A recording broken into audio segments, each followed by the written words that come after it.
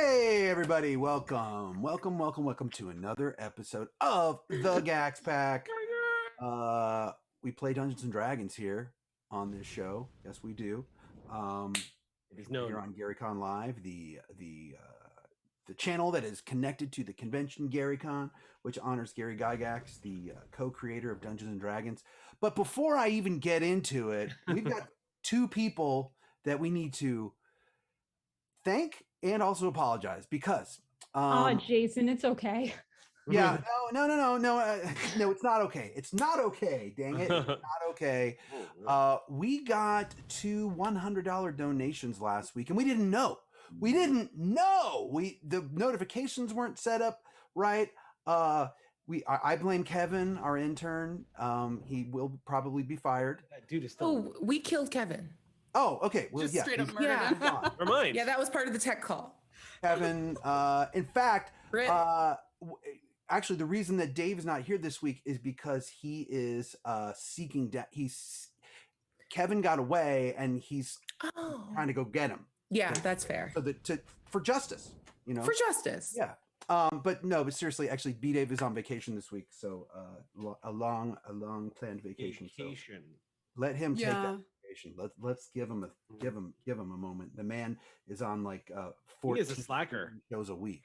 Honestly, if he could just do more, that would be amazing. I've never seen somebody coast by in life.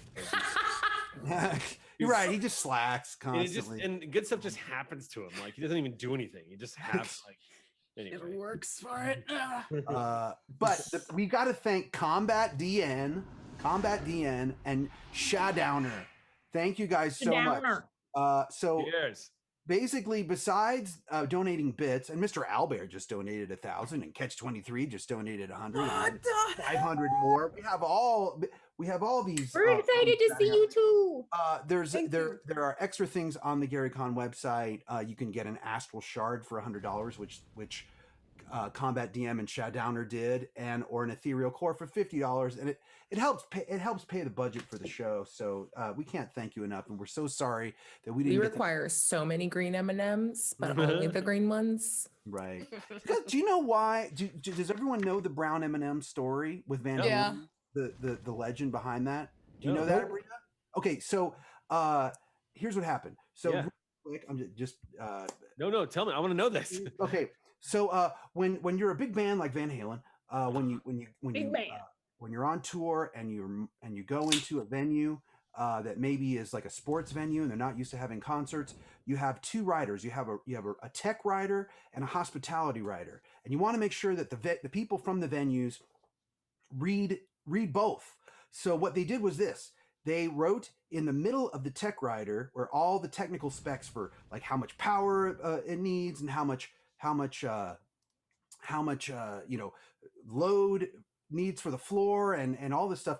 Right in the middle of that, they wrote no brown M&Ms. Please remove all the brown M&Ms from the M&Ms that we said we wanted in the hospitality rider. And that way they knew that if there were brown M&Ms in their hospitality, that they didn't read the tech rider. And I love that. Right. Something could go wrong with their concert. So that is the very quick story of the brown M&Ms. No kidding. Thank you. That's I very had cool. an ex that used like the M&M thing as a way of like interviewing interns.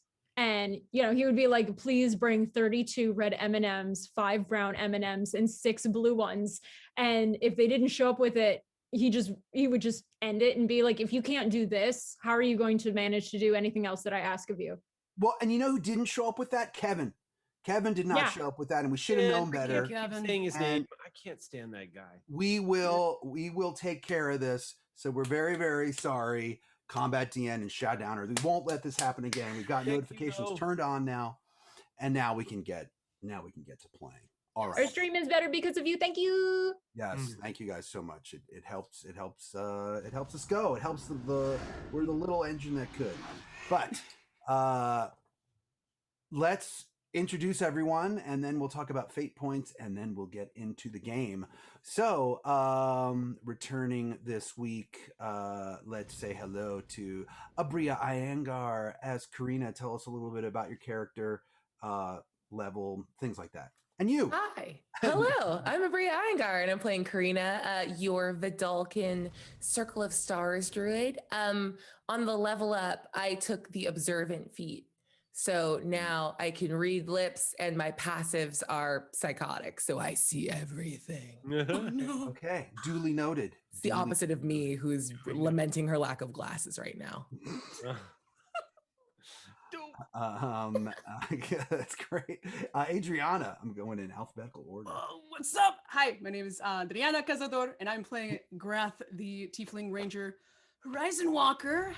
She just picked up Sharpshooter with her feet, so things are going down for good if they ever piss her off. And yeah. Sharpshooter is my favorite. Oh my God. It's over for the enemies with Sharpshooter. It's over. Well, that's good because there's a lot of enemies. Good. Panic. That's why I took it. I shall be polite to all of them. Eric Campbell. By the way, Eric, I noticed that you found one of these last night. Yes, I did.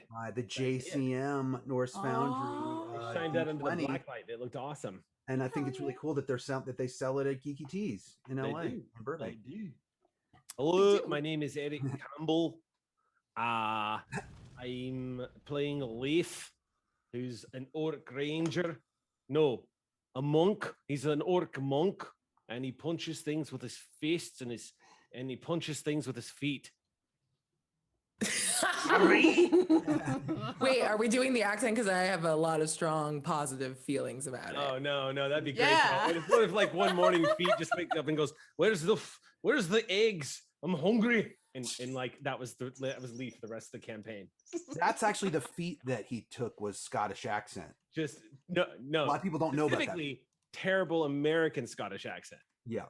I'm honoring my heritage for the rest of this campaign through Leaf. So he's just going to be super obnoxiously American Scottish. Oh my goodness, we already have 3 fate points. We already have 4 subs. And in this intro, let's just keep the intro going. We'll just Never play the game. I haven't prepared anything, and we're just gonna intro for 3 hours. Excellent, let's do it. Yeah, Vivka. What? Could you tell us who you are and who your character is? No, you do it. No, I'm kidding. Hi. I'm Vivka. I play Snacks. I am a 2.5 foot tall, 30-pound kobold barbarian, essentially a rabid lizard dog. Woof. I have not leveled yet because I am called out and I didn't realize we could do this live and I'm still reading. So surprises. It's funny. I'm looking at quite a few of these and I was like, oh, that's really interesting. That could be fun, but it raises my intelligence and I really don't want that. Yeah. Vivka plays hard mode. So for the rest of this game, she is going to be 7th level. Yeah, I mean, basically, I'm downgrade to 6. If I make a decision, I'll let you know, but we're just kind of poking around. Snacks gained a level and immediately ate it. So I mean, level 7 for the rest of the game, unfortunately. I mean, it would make sense that I would level and it would just take a little bit longer because of that 8 intelligence. Like we're just slow stoking it over here. Stoking. Yep.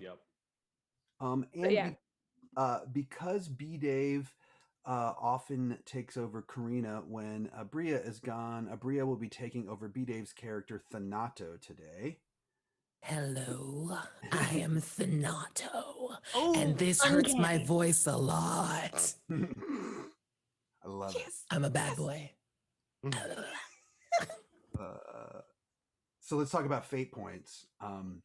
This is how you as a viewer can participate in the game with us. For every 3,000 bits donated, our players will get a fate point. And what they can do with that is they can use that to re-roll an ability check, a combat roll, anything that maybe they didn't like the roll that they got or it failed. They can use a fate point to then re-roll. They can only use it once per action, but it comes in very handy, and it also helps pay for the show. So thank you guys for that. And they may need it tonight because, as you may or may not recall, They're not far away from 81 hobgoblins that are, did I say 81? Dang it.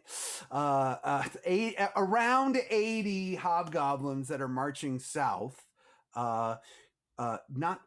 They galloped ahead. So you're several hexes ahead of them. You're several miles ahead of them. You're like 7 or 8 miles ahead of them. But that is what is happening in the current moment. In the larger picture, our characters, the Gaxx Pack, work for a rebel Githzerai named Ganzrig Gaxx.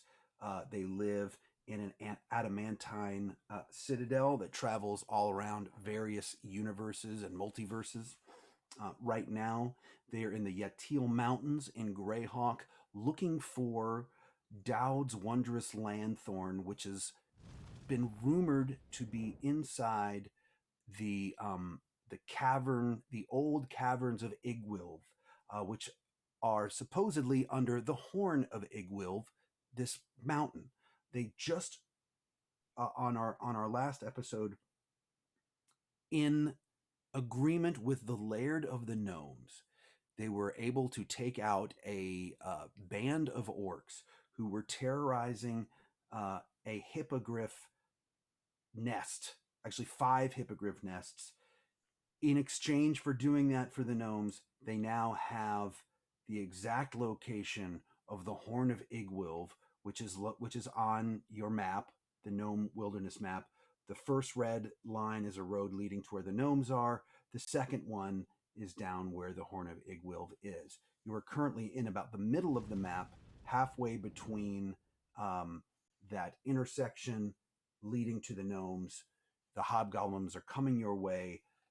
Your wonderful companion Orbis, your guide, the 495-year-old gnome, has ridden ahead to warn the Laird, to warn the gnomes, and you are now traveling towards their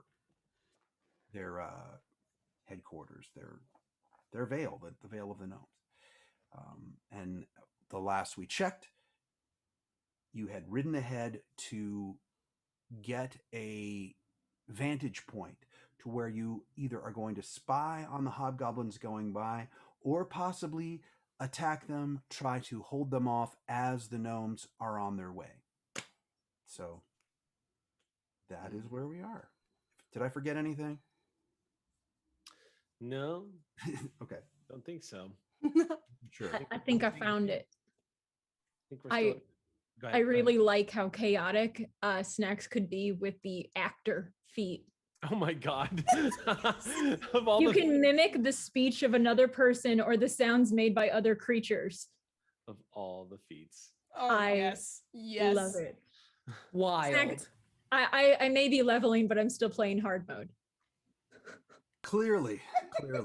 I mean, that's going to be awesome for RP for sure. So That's yes. I that what I fully do. encourage this. I fully encourage this. All right, cool. I just want to tip my hat. I've never in my life heard of a barbarian character taking the actor feat. Yo, same. I Yeah. love this. I highly Thank you. encourage the hell out of this. I I'm mean, about this. I'm like reading. I'm like, I mean, yeah, there's other stuff like charisma and deception, like whatever. But it's just like Snacks, like mastering the art of bird calls and like mimicking people. Like, Yeah. we're gonna hit that button. I honestly We're thought gonna- you were going to take the slasher feat. I love this way better. Oh no, Yeah. slasher.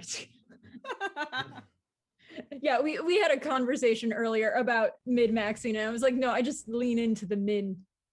Mm, Yeah, okay, done, doing it. All right. done and done. Door. Snacks is now an actor. Actor. Hell yes. So if you look at the intersection of where, if you look at number 2, which is number 2 on your map was where Yes. the veil of the hippogriffs was. You followed your way along there, then you got to that first intersection. That's when you saw the hobgoblins coming. You started to go south. You noticed that they were going south too as they were singing this song. We are the hobgoblins and we're marching to war. We We are the hobgoblins and we'll give you what for. We are the hobgoblins, we sing and we fight. We are the hobgoblins, we could do this all night. Some people say that we stole our ideas from the gnomes, but they'd be dead wrong. Now we're going to burn down their homes. We are the hobgoblins and we're marching to war. We are the hobgoblins and we'll give you what for. We are the hobgoblins, we sing and we fight. We are the hobgoblins, I could do this all night. Man, copyright law. So good. Vicious in D&D. Like, apparently, if you accuse somebody of copying you, they destroy you, your home. They burn Yeah. everything down. In the Yatil Mountains, that's what they do. That's how they settle shit. That's how it's They're done really, here. really sensitive about copyright law. Yeah, no, hey, I respect that, and I'm just going to keep to myself. That was brilliant. Well, So you're now about 7 miles ahead of them, and you are heading south. It is the day, so they're marching during the day. So they're actually marching at a slower rate, because hobgoblins are not really fun. If you also remember, you have 8 goblins with you: Plurk, Stirk, Gelks, Kelks, Cag, Rag, Wag, and Esmeralda as your 8 goblin companions, or not really hirelings, because they agreed to just Under pain of death. yeah. We Yeah, hired but now they them. like you. They decided that they like you. Look, it feels like late stage capitalism at worst. I think we're fine. You're not wrong. yeah. Nothing about late stage capitalism makes us fine. You're not wrong. So as you see Orbis ride off on his holding on for dear life on his horse, you can now decide what you would like to do. You know that it's going to take him probably a day to get to.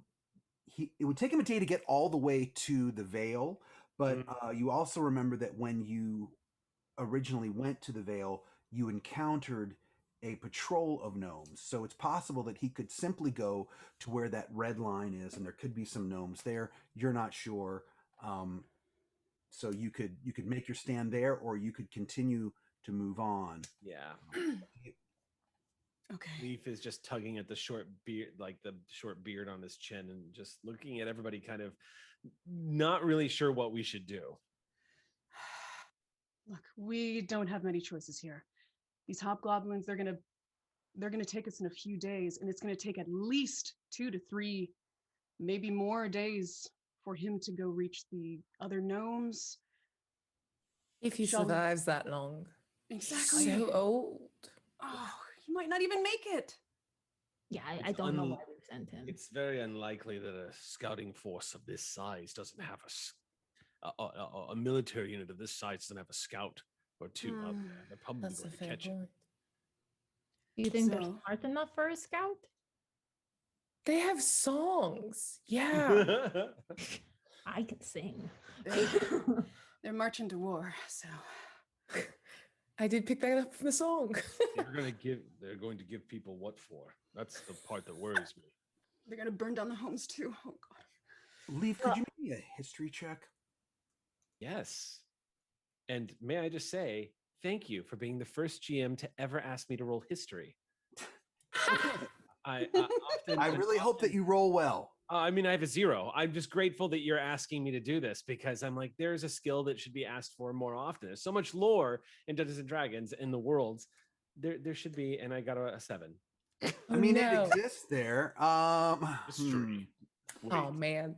Oh, sorry. Leaf, you- Donato would like you to know that his portents for the day are 19 and 10.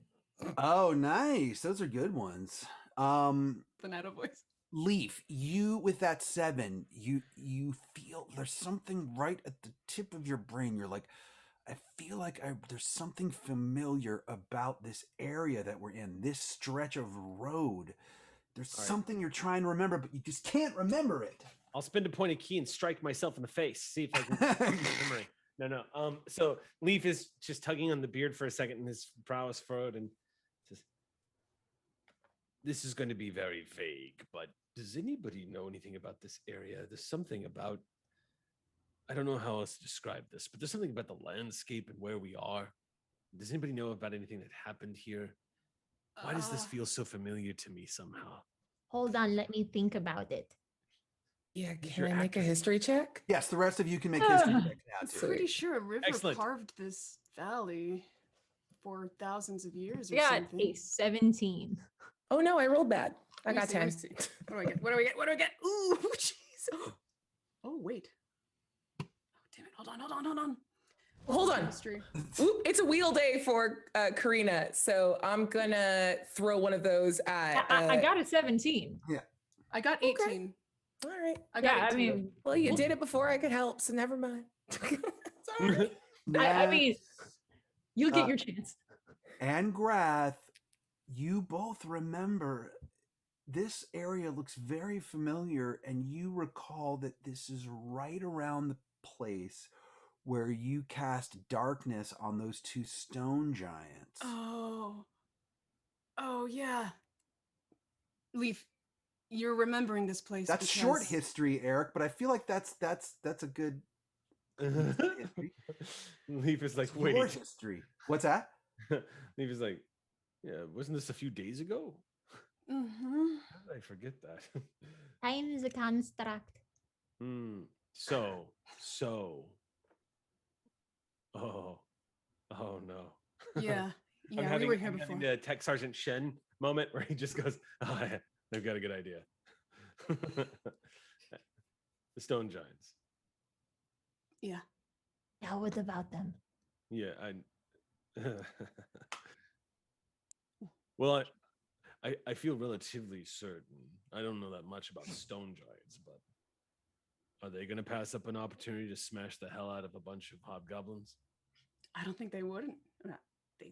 So They'd how go do we for get, it. how do we without coming up with ideas of like I mean, unless we can convince Snacks to approach them and tell them that they made fun of rocks and they should go get killed, but how do we get stone giants to come?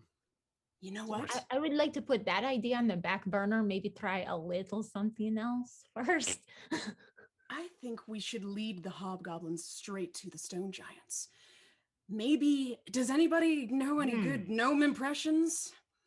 If only we had an actor in this group that could If impersonate. only. Yeah. Wait. Only we had someone who could mimic gnome sounds, who's heard Yes. them sing and could possibly. Yeah. hold Imitate a on. gnome? I have something for us. And she pulls out a tiny little book. I've been reading this at night when Panata wasn't looking because I feel like he would make fun of me for it. But I have been trying to become a snack door. I don't get it. Can you read? Full drink of water when she said Yes. And she turns around and it's literally like thumbprints, handprints. This is obviously a book that she has made herself. There's stick figures. She's getting better with the stick figures, but you know. All right, so like that one. Diaphragm, you have to project from the diaphragm. And I've been, talking to like the birds lately and trying to like, Right. vibe with them and learn like kind of how to Sure. do it like hold on. Sure. I am Thanato. That was That's pretty good. pretty good. It's over at Thanato to see if Thanato approves. Thanato does not speak. Just nods. That's an approval. Wow. I mean, I could try. I would need a little bit of help with the script. Maybe Orbis with fiery hatred for hobgoblins and is just screaming about how horrible they are and how great the gnomes are. I personally, I feel like I would like to be someone other than Orbis. I don't really feel like Orbis is a very good like use of my skills and talents, and he also smells like soup. Yeah, and we don't want you getting angry at the sight of yourself and trying to stab. It does repeatedly smell in the like faces soup, you though. wear. It does, and not like a good like hearty chunky soup. Something that's mostly broth. Sure, Oh. sure, Yeah. sure. What? Yeah. Well, Huh? Yeah. Well, I could. So, do you want me to yell at the hobgoblins to get them over there, or do you want me to yell at the stone giants and get them over there? No, no, no. Let's not mess with the stone giants. Not yet. We Okay. need to get those hobgoblins. They're already on their way this way. So we just have them collide with the stone giants. It's a good idea. If we could get them to give chase and lead us straight into the stone giants, that would be Mhm. brilliant. The What stone else? giants will never know what hit them, and nor will the hobgoblins. So we're good. What do hobgoblins like? Oh, Jason, You got to. It's would- easier to coax, like maybe. would I mean, if I remember correctly, orcs and hobgoblins typically like to kill each other.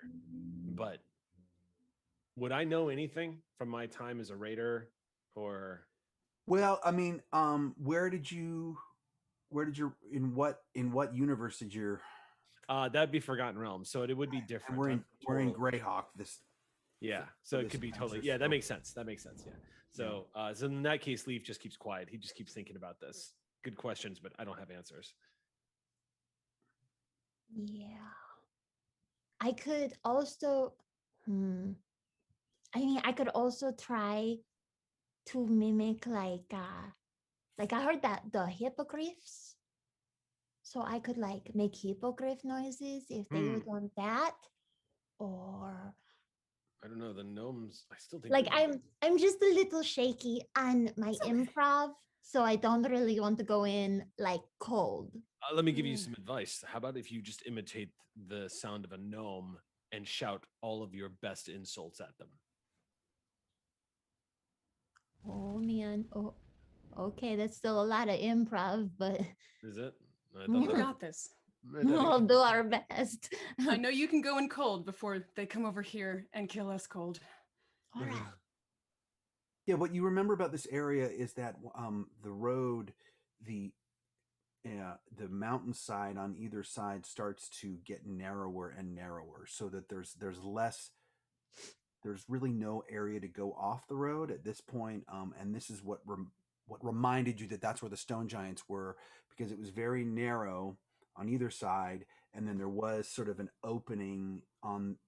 When you were coming up, it was on the left. Now it's on the right, Mm, where the stone giants sort of came out of and were, right. and you feel that is approaching. I mean, if we found Maybe the like a stone half- giants, I could go over there. I could bury myself and then start yelling stuff and hope that maybe they just run into each other. We don't want to put you in actual harm's way, though. All right, I forgot about that. Yeah. I'll get well, there. I mean, I can polymorph into something and try to lure it over and give myself some extra hit points. Mm, That's good. That's a good idea. Well, we got to think of something quick because they're not slowing down. Vibes, point me towards the stone giants. I'll go do that. Like You work stone on the giants? hobgoblins. Do Yeah, we know? sure. Do we know where the stone giants are? Yeah, you feel you're They're to about a the half south. mile away from that outcropping where they originally were. So you Never- can only guess that maybe they're there still. I think I can smell them that way. Actually, Thank you. yeah, like at like a half mile or something. Super appreciated. I'll be right back. And I would like to polymorph into a giant ape and go find some stone giants, please. All right, great. And what are the rest of you going to do? I mean, I figure I jump on Ape Bria. No, we're not doing that. All right. Chimpanzee Karina, jump on. I'm going to. I think Leaf is actually going to start I think Leaf is going to play support class for Grath because this is a moment where I feel like this is a good time to support your leader.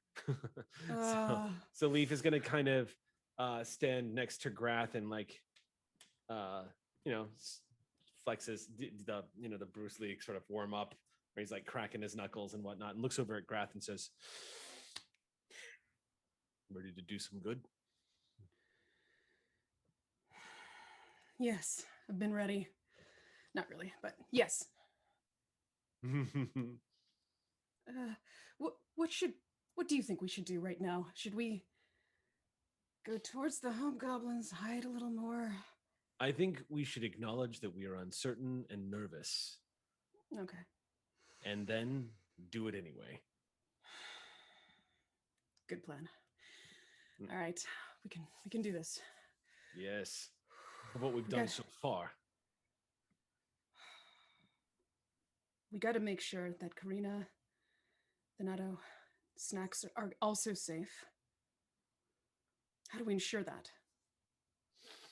Well, we could tie them up and throw them into a dimensional pocket. Oh, let me just open up a little portal here. That's probably the only way you're ever going to ensure they're going to be safe. Toss them into the Feywild with no enemies. And a lot of satyr meat to eat. Grath, he puts his hand on your shoulder and says, I understand that the stress of leadership comes from the fact that you want to keep us all safe. But I don't know how realistic that is. I think we're all taking the risks being out here. There's nothing you can do except for your best. And our trust in you is not misplaced. We just need courses of action, and you've helped us find those. So, whether you like it or not, Grath, you're a good leader. Thank you, but there's no such thing as a good leader without a solid team behind them. So, thank you. Thanato leans in and just take the compliment. Okay, Thanato. Yeah. Thank you. Uncanny. You know him well. Uncanny. That was really good. Yeah. Can I ask you, Abria, the feat that you took that increases your passive perception, Yes. would that apply when you were in wild shape? So I'm not technically wild shaping. I am polymorphing because this is a little bit bigger than what I can wild shape as. Right. What does it say? I've got the Hobgoblin song stuck in my head. I know. It's so good. It's definitely stuck in my head. No, and I feel bad because it feels like singing it in my head. I'm like, damn it, I'm rooting for the Hobgoblins. I need to not. They're about to kill us. No. Actually, how much would the hobgoblins hate to hear someone else singing their song? Oh. If you were mocking them, maybe like Right? Mock the song. Mock the Yeah. song in a gnome voice. Yeah, that We're the Amazing. hobgoblins and we really They have suck. like they did seem pretty sensitive about the whole being mimicked thing by the That's gnomes. super Huge. true. Yeah. I could do Orbis like mocking it. Mhm. I mean, That- I will that- tell you this. It's pretty obvious that they're marching this way. You probably aren't going to need to do much to entice the hobgoblins to go in the direction that they're already going. Okay. That's, I was just hoping they'd be running straight into the the giants, but they could just march right into them too. yeah. So. Maybe coercing the giants to come out at the proper time would be the more challenge. Maybe the giants also hate that song in They a might. mocking tone. They may. I mean, they're probably familiar with it. Well, yeah, everyone's hearing it on the stateside now. Yeah, I mean, Did you figure out about your passive perception? So no. I take the new forms. If I was wild shaping, I'd be able to keep my mental stats, but I don't. Okay. Cool. Just so that we know. Yeah. I'm not very smart as this guy. Question, because I might as well ask for extra stuff. Could I be a Tyrannosaurus Rex instead? Sure. Yeah. Yes. Always ask that question, folks, when you're playing D&D, even if you're not playing a druid. Yeah.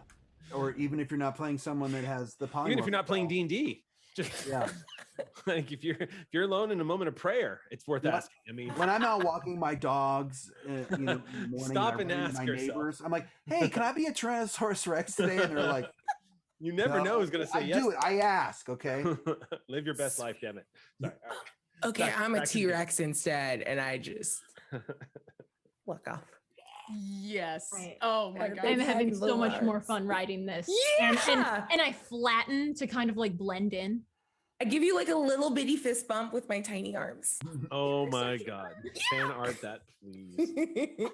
I'm like, Don't take this the wrong way, but I'm oddly attracted to you right now. I growl and snarl back, but I think you get a like, yeah, that tracks. And I toss my non-existent hair. I'm just saying, you look good. You Oh my look god, thank you. good. And I wink. Because you're warming me up. Okay, anyway. You're seen one booking of it those before. south as a T-Rex with snacks on your back. next back. Yeah. Hashtag snacks back. I have a snacks backpack. You now see to the Oh. right the clearing that you recall now was the area where those stone giants were. Okay. Good luck, And y'all. Leaf, Grath, and Thanato are kind of behind the T-Rex, correct? Yeah. Yeah, at least I believe we are. Yeah, I think You know, yeah. I'm with We're gonna Brad. follow at a safe distance. Mhm. We're gonna stick with the team. We can't split up now.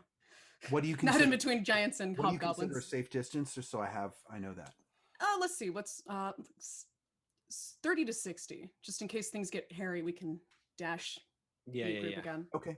Yeah. So somewhere between the 30 and 60, depending. I mean, you're traveling on a rough road. There's- 45. Yeah, around 45, sure. Okay. So you are now at the opening. The opening to that clearing outcropping is to your right. What would you like to do? You don't see any stone giants right now. Okay. I Karina, turn a little bit to this side so Snacks can have a better view because she's better at looking. Oh yeah, I look inside the cave. Well, it's not a cave; it's a clearing. Oh, It's- my mistake. I Yeah, it's look an outcropping. It's sort of an opening in the mountain area, but it's also open to the sky. So it just happens to be sort of a flat plateau area that where it widens in the road. All right. Okay. Well, All right, where is there any shelter, like any like outcrops of rocks where me, Leaf, and Thanato can kind of like chill by? Yeah, you could sort of hug aside, and as the T-Rex went in to this clearing, you could Yeah. kind of sneak around the side and see it. The clearing is maybe 300 feet in somewhat circular diameter. Okay, Karina, go do your thing.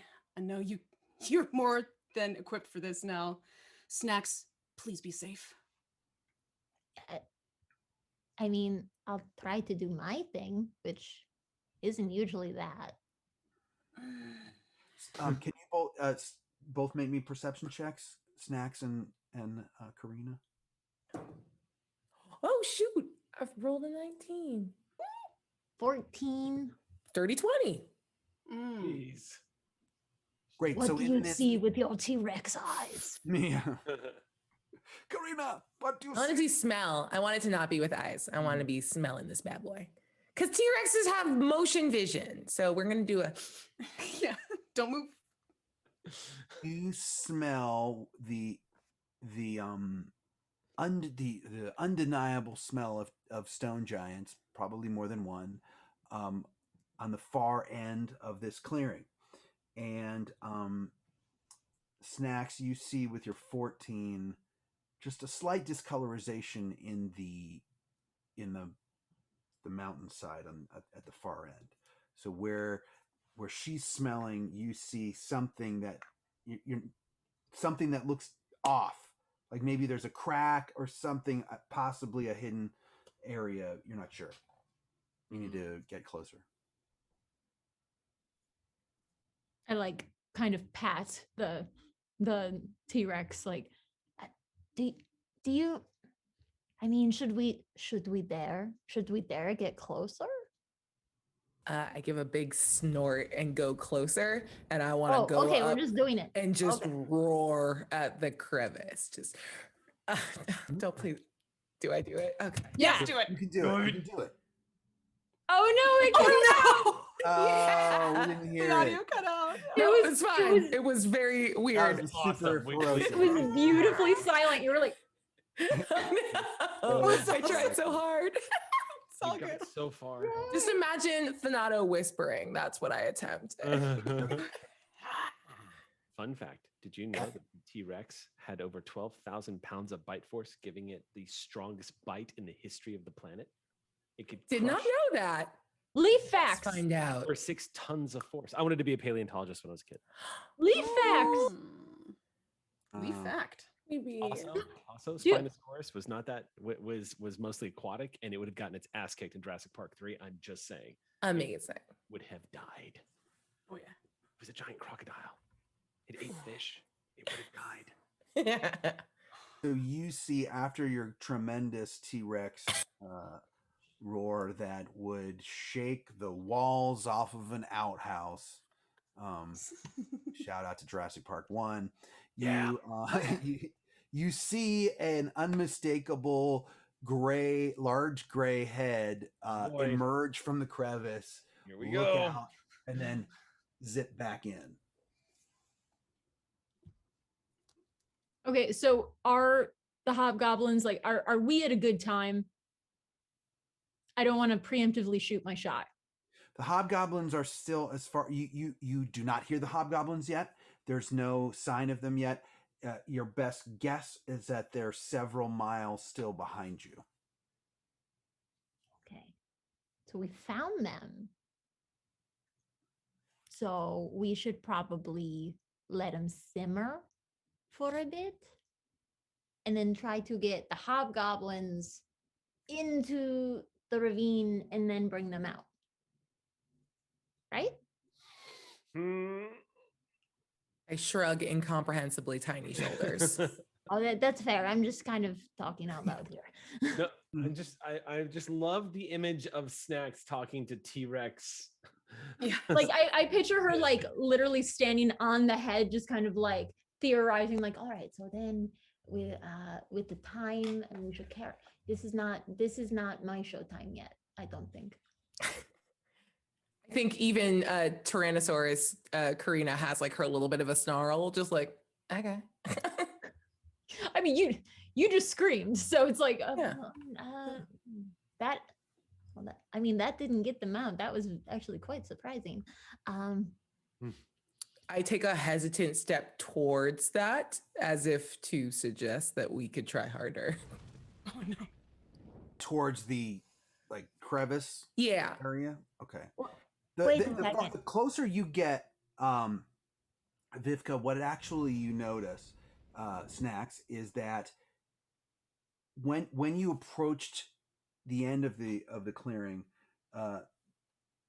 there is a large crack in the side of the mountain, to where once you approached on the T-Rex, you realize that there's an opening behind it. So going into the clearing initially, you barely just see the crack, but if you move over to the left a bit, it actually appears to be a stone giant sized opening. So there could be something.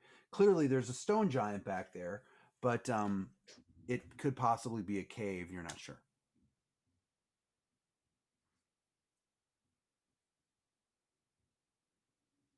I am so dumb.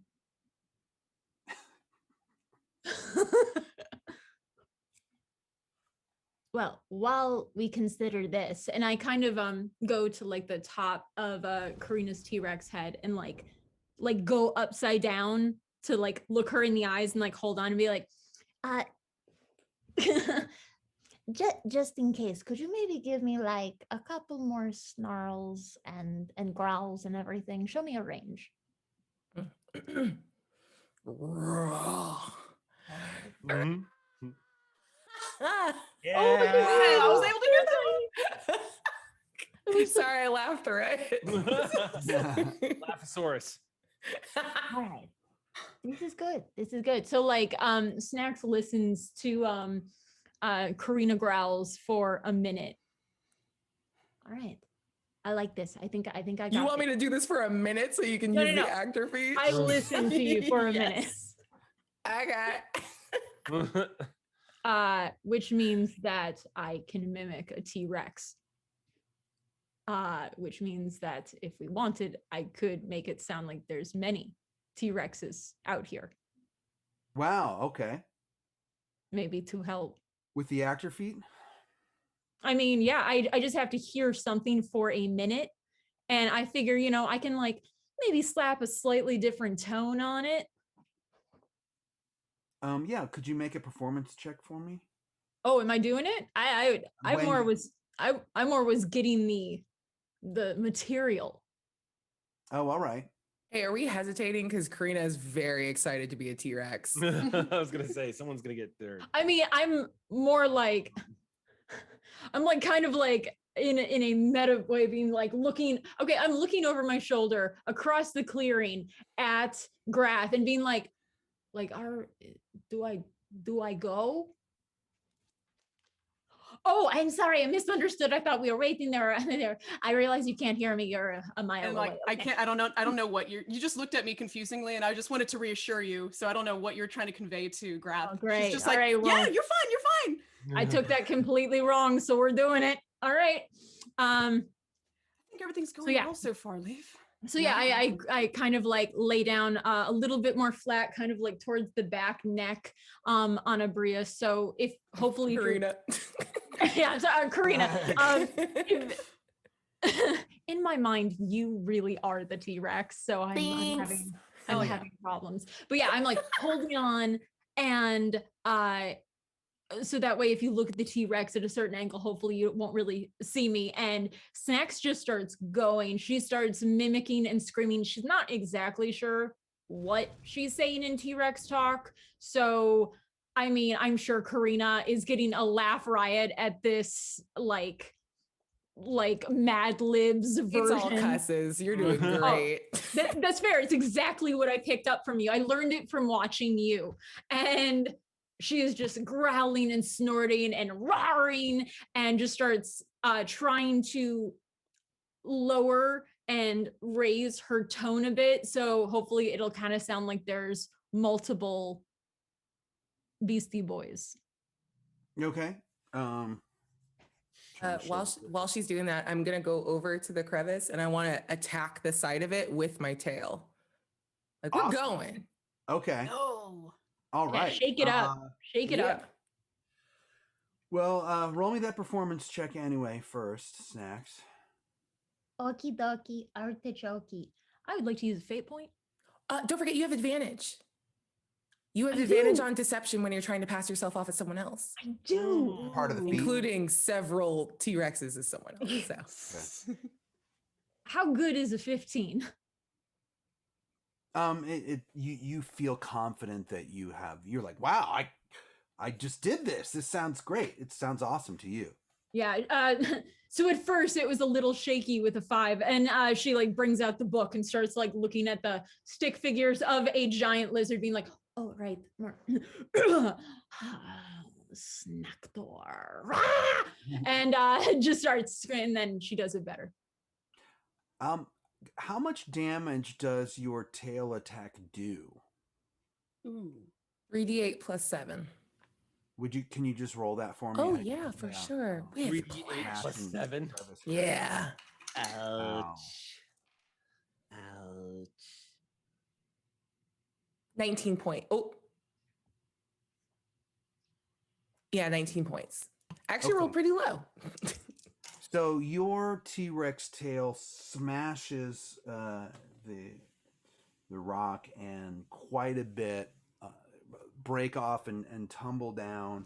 And at that moment, you see 2 stone giant heads sort of stick their heads out on the side, look, and then they go back in again. I try to like look at my own neck and back at at Snacks with incredulity. You think I know that word? WTF, but you know. Got it. Vibe. Yeah. So she, in between her growls and snarls, she's also sliding in a little bit of like we are the goblins, we're marching to war, and like trying to make a sound as if it sounds like them, but mocking them as well, to kind of like, I am trying to incite curiosity to bring them out.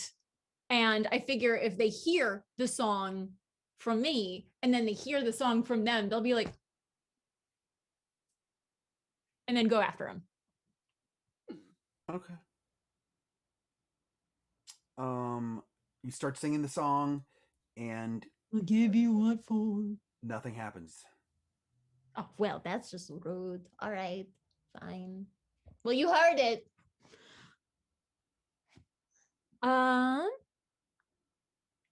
Now the hole is giant sized, but I'm not sure that a T-Rex could fit through it. Just Yeah, I mean, the next I thing mean, was I'm gonna also say huge. That's is that giant I was- sized, right? I was just about to say that I was about to go in there. Well- Can I do an insight check Yeah. from what I saw of the of the stone giants? Like, are they trying to lure me into like a little trap? Oh, I got a 3. Okay, you don't know. You're not sure. I got a little T-Rex brain. Max, if you want to do an insight check, it's probably a good idea. Sure, I will try. I will see if I can piece anything else together with a 15. Snacks, it's your opinion that maybe those stone giants are scared. They see a T-Rex. They see that that part of their the doorway to their cave is smashed. They thought they heard a bunch of more T-Rexes. That they're not necessarily scared, but they're being cautious and just don't want to come out right now. I respect that. I want to say words that I can't say on stream. All right. Well, then either we have to coax them. I explained this to Karina, and realized that this is probably useless to explain it to her T-Rex brain, but it's okay. We're vibing. We're talking. All right. So either we have to like coax them, or we have to make in there so inhospitable that they have to come out. So either lies or violence. I give a little snort at violence. Are there any animals anywhere near this clearing? Nothing. No. It's Beans. like a it feels like an abandoned parking lot. It's just dead. If it were like a gravel, it's this little area in the side of a mountain, gravel. Clearly, the stone giants, like there's broken pieces of rock everywhere. There's no sign of life of any flora or fauna. Again, Karina just sort of like looks up at you, Snacks, and just sort of sighs in T-Rex and slowly starts walking towards the cave to make it very obvious, like we gotta go in and spook them out. Yeah. I have a bad idea. Hold on. I have to talk to someone. And she pulls Hacker out. Uh-oh. Hey. Hey! Hey. To our new I- viewers, Hacker is her sentient axe. So like I figure you're watching this, right? And you understand like what's going on. Yeah, but you know what I want to do? What do you want to do? I just want to kill him. Oh, I know we're getting there. But like just us hacking and slashing, like that happens all the time, and that's not very funny. Right? Not very funny. I mean, it can be.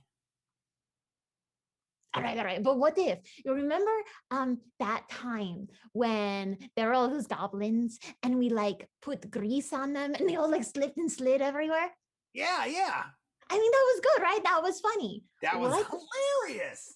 What if I like take you to like the front of the cave and we can peek in and then we Okay. can do the whole grease thing again and then light it on fire. I love that. Right? We could just like, Yeah. I mean, they're not going to want to stay. Okay, the important thing is that you set the grease behind them, not on them, behind them. No, well, what if we did this? What if I set the grease at the opening? No, because then they wouldn't want to go out. We want them out. Lit it on fire, they would. If that's Wait, their what? only way out. Wait, are you trying to get them to walk through fire? I mean, they're stone giants. Sure, they're fine. They got resistances.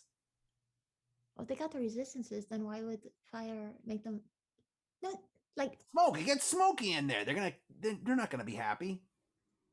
yeah, I think the only way to be safe is if we just light the entire thing on fire.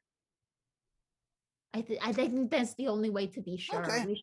We just But I light see the. what you're saying. So you want me to? So here's the thing. I can cast grease behind Yeah. them if we Yeah. sneak in there. And cast grease behind them. Yeah. And then what will you do? Light the grease on fire? Yeah. Okay.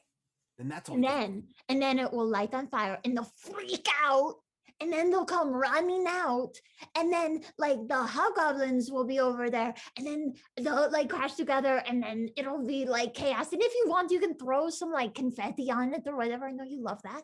But Yeah. yeah. What do you think about that?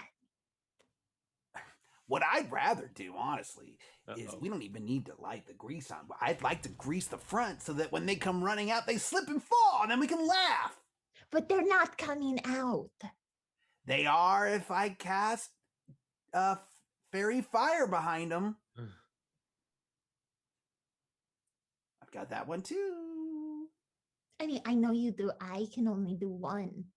Maybe you can do more. I can only do one. I can only make so many requests.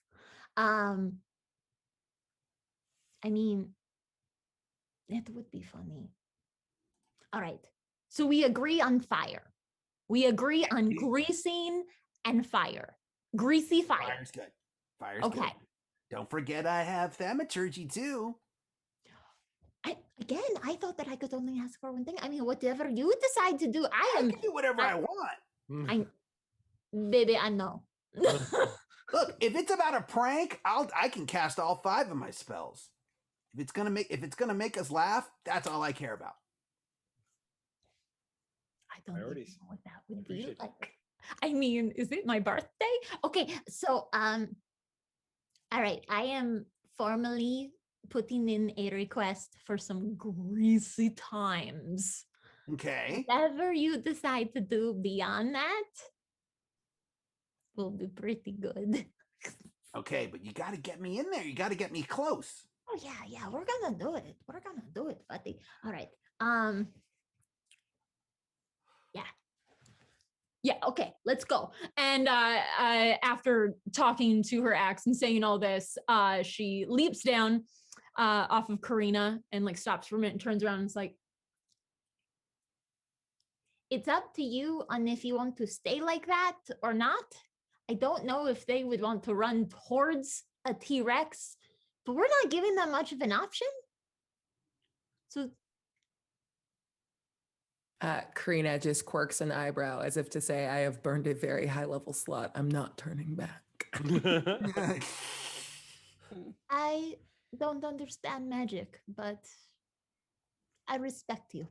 And she turns around and takes the axe and You want to go in by yourself? You can't fit. Can I Yeah. not fit? You can't fit. Your head can fit, but Mm. your body can't. Okay. that's what I was like. Your head could fit in and you could growl, but your back section wouldn't make it in. Wait, I slide up to the side and wait to herd them like Wait, okay, Australian don't- shepherds. wait, Go don't ahead. go too far. Wait. This is I'm not good. This going. is good. Hold on. Go. I have a great idea. And she's like, starts digging in her bag, like, okay. All right. Okay, so I'm going to take this, right? All right, I'm going to tie it around my waist. Okay. Now you take this rope and you put it in your pretty little mouth. I reach out with my tiny hand.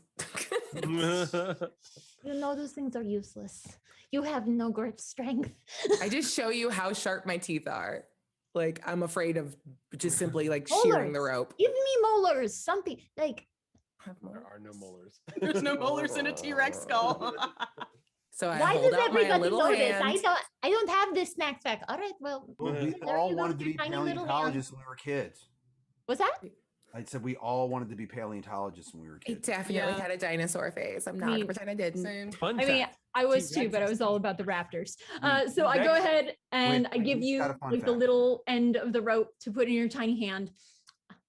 What's the Okay. fun fact, Leaf? I want that What's leaf that? floor. Oh, The floor. just that a T-Rex's teeth were also serrated, and because they couldn't chew it meant that rotted flesh usually caught within the jaws. So on top of everything else, the bite of a T-Rex was also septic and could kill you of infection after it bit into you weeks later. Gross. Okay, Ugh. so you can Pretty nasty. hold it. You can hold it. I put it in my hands and kind of wrap it around my hands. Okay. When we should have like a safe word or something that I scream out, and then that's when you go running. I do know that T-Rexes can run about 17 miles an hour. So just go ahead and yoink me for that. Okay. So when you hear I do a little yell. okay, yeah. I can't think of a good safe word right now because I got a lot going on in this tiny brain. I so use when my tail to nudge you towards the cave. Okay, bye. Yeah, and she takes Hacker and starts cautiously looking in, taking a couple steps. Okay. Can you make me a stealth check, please? Yeah.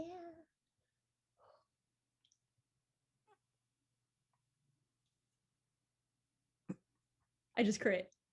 Oh, Okay. You can sneak Whoa. wherever you want. Oh my god. You took a few Mm. step- you took a Oh, few steps the in. the D&D gods wanted this to happen. So protected by the god of mischief, she creeps in to the cave with Hacker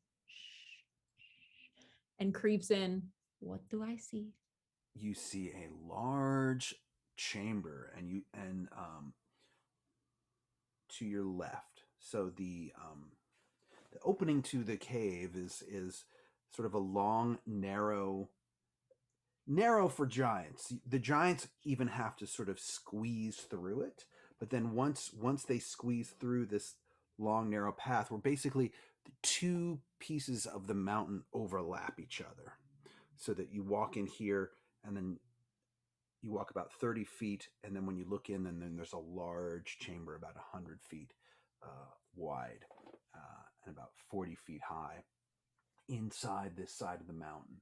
And you see the two stone giants looking a little nervous. They're both sitting at a common table, but they've got their clubs up on the table, and they're kind of whispering to each other, and they look a little nervous. They look like there's a T-Rex out there, but they're just trying to remain calm. And can you imagine what their conversation must be like?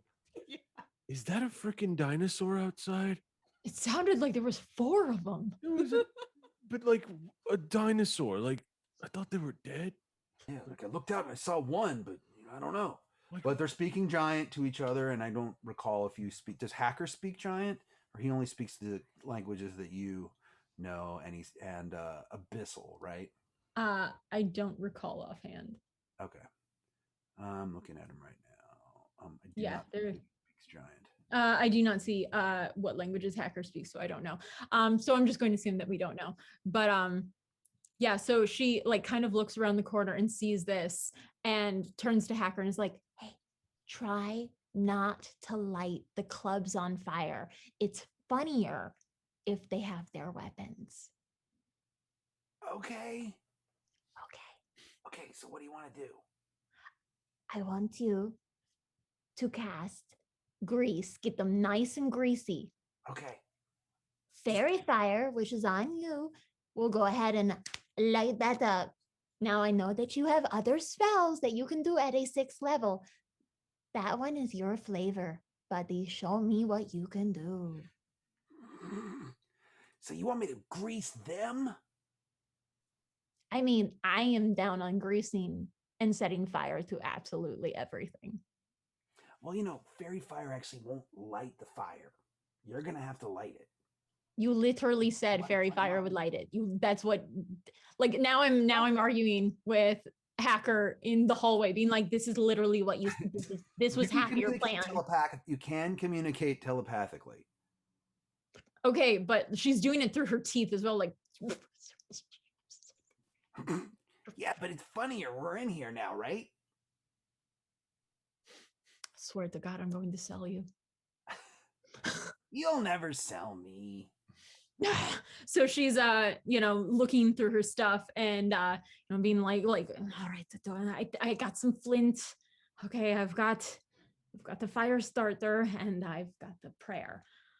Do you want me to grease them? Just put grease all over them? What do you want me to do? Everything in front of me, grease it, and then I will light right here and fire. Okay. Yeah. Okay. Maybe make them sparkle or something with your fairy fire or something. I can make them sparkle. Oh, and maybe with thaumaturgy, do like a siren. Okay, it's up to you. How about I can do a horn? Like an army's coming, blow a horn. Or like, it's up to you, whatever you decide to do. Okay. All right. So you tell me when you go cast these and I will go fires. Okay. You look down and you hear him giggle a little bit, and you look down and you see that there's magical grease everywhere all over the hallway area. In front of you. Yeah. Where you asked him to put it. She takes a split second to appreciate that this is going to be pretty funny. Do my fire. Please do the fire. Okay, please make the fire. The grease is now on fire. And she just as the spark catches the grease and the trail of fire starts going out, she turns around and just kind of like really holds on to the rope and remembers the code word, and she just goes, ah! I turn and just basically turn on myself to try to build up enough crack the whip force to yank her out. Okay. You don't have to roll for that. You get yanked out. There's now smoke and fire billowing out of the large crevice. Okay. As I am literally rolling and tumbling on the ball at the end of this chain, as I'm getting pulled out, I'm just like, run. Karina kind of looks down at you and then looks up, and she waits expectantly because I want to herd them over to the hobgoblins. You hear a sheepdog. That's very fair. All right. And Snacks dusts herself off really quickly and runs up on the shoulders.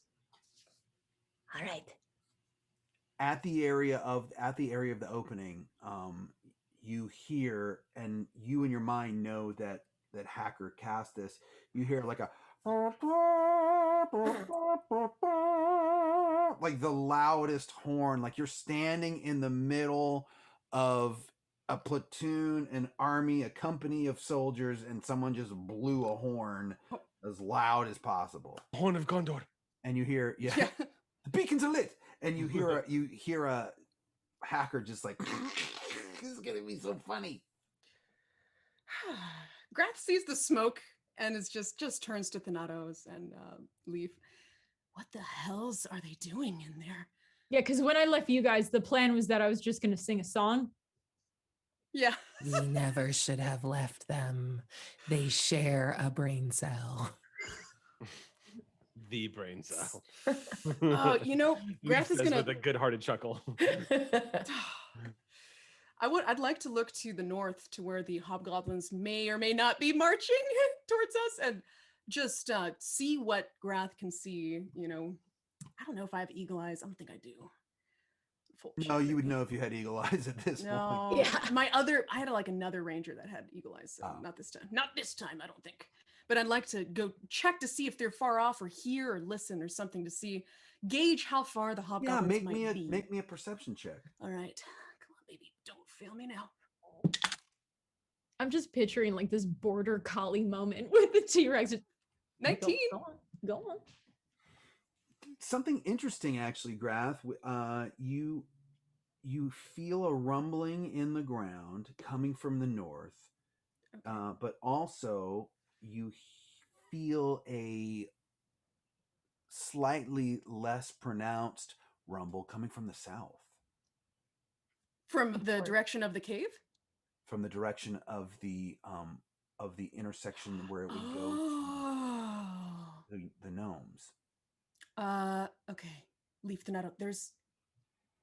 They're still approaching. Can I tell how far away they are? With a 19? With a 19, they're probably still a mile away. About a mile off. The hobgoblins are just right around the corner, but I think I hear another army to the south. It's not as big, or maybe it's just further away, but there's something else to the south. Not the giants. Leaf immediately looks concerned, and he just looks at you with like slightly narrowed eyes and just says, "It didn't sound like maybe an angry young dragon, did it?" I think an angry young dragon would be flailing about, flying out through the sky instead of crawling on the ground, though. Okay. Well, it must be the gnomes. At this point, now, Karina, where are you in relationship to the opening of the Stone Giant's cave? I like to think of it like she's kind of off to the side. So like she's obscured until they come all the way out into the clearing, and then she can get behind them. So, and Snacks, where are you? Are you back on top of the T-Rex? Yeah, I'm on like shoulders. Okay, so you climbed back on top. Yeah. So the two of you, first of all, you start hearing audibly Hackers laughing. He's just like, Hold it together. It's about to be good. Don't mess it up. You see two stone giants come running out of the cave. One of them slips and falls, and the other one falls over top of it, and they both come sliding out. They drop their clubs, and they go sliding out like two bowling pins that just got hit and just go slamming into the side of the mountain. Very close actually to where Karina is. And they're now prone and flailing about and just trying to get their bearings. But two stone giants, they're not on fire, but they definitely slipped and fell in the grease and now are just okay. Looking around. As they kind of scooch past, I think definitely like Leaf and Grath and Thanato can see that like Karina's tail is wagging like an excited dog. And as they slip past prone, she gets really low, so her giant face is right next to him. And it looks like a snarl, but she's trying not to laugh because she still has people instincts and just gives a little growl. When her head goes down, Snacks' head is also on the top, so we have like a Russian doll thing happening. I just give like a little bark growl to try to get them up and moving. Well, they're pissed, so they're going to try, even though they've just been greased and fallen all over themselves. They're going to try to attack you. So let's all roll for initiative. Oh, God. Yay. Oh, God. All of us? Well, Karina and all of you, because the whole that whole area is only about 300 feet Yeah, we're definitely. Yeah, we're So within you're range. definitely, you can, even though you're on the corner of it, you can Oh my god! Fernando got a 7. Oh, definitely. no. All right. Hey, okay, what's this? And Karina 18? got an. Karina also got an 18. Oh, Okay. Oh. Annoyed. 7 God. and an 18. Mine was going to be a Let's see. 18, but instead, Leaf is on a 9. Arg. What Cool. what is Well, I got. what is Karina's dex? 0. Okie dokie. Wait, what? It's a 10. The dex bonus is a 0. She has a 10 dex. Gotcha. I have these T-Rex stats. Oh, okay, yeah. And I got a 17. And Leaf got a 8. Wait, am I Nice. first? Oh god. I'm on And 9. Thanato got a 7. Yay! Sorry, B Dave. What if B Dave comes back and we were like, listen about Thanato? Look, All right, bro. I'm Hope so you enjoyed sorry. the vacation, buddy. He went on vacation and Snacks, what did you get? I got an 18. Okay, great. And your dex beats Karina's, right? Okay. It beats the T-Rex. Oh, It Karina's beats- is lower than the T-Rex's. I have a -1. Bless. big, slow munchy munch. Oh,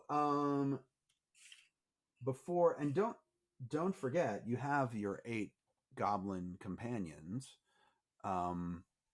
Ooh, So Esmeralda Not in the game. gnomes. they actually got the jump on anyone else, but if you are on the edge of the clearing, Mhm. you're sort of hiding. The 3 Thanato, Leaf, and Grath were hiding on one side. In order, it would take you 3. Well, not necessarily. You're about 100 feet away from where the giants are on the ground. Okay. And I roll one roll for your goblins, and they actually got a 19. So they're taking off towards the giants. So they're dashing towards the giants, but it's going to take them a while to get it. But that's their move. They're all rushing towards the giants. And Snacks, what would you like to do? I mean, Snacks is going to pretty much like lean back and kind of hold on to Karina and hold her action. Okay. She's not jumping off. One second. So you're holding your action while. Oh yeah, and it's Karina's turn. So Sweet. Karina, emboldened by feeling Snacks like get a better grip, is like, oh, we're doing this and I love you. So I'm going to go in for my multi-attack, bite attack against one of them. And I assume a 28 hits. it does. Yes. Sweet. Oh, 40, 12. I don't have that many D12s in front of me. We need them. Don't kill them. Yeah, I know. 4d12. 4d12. Yeah.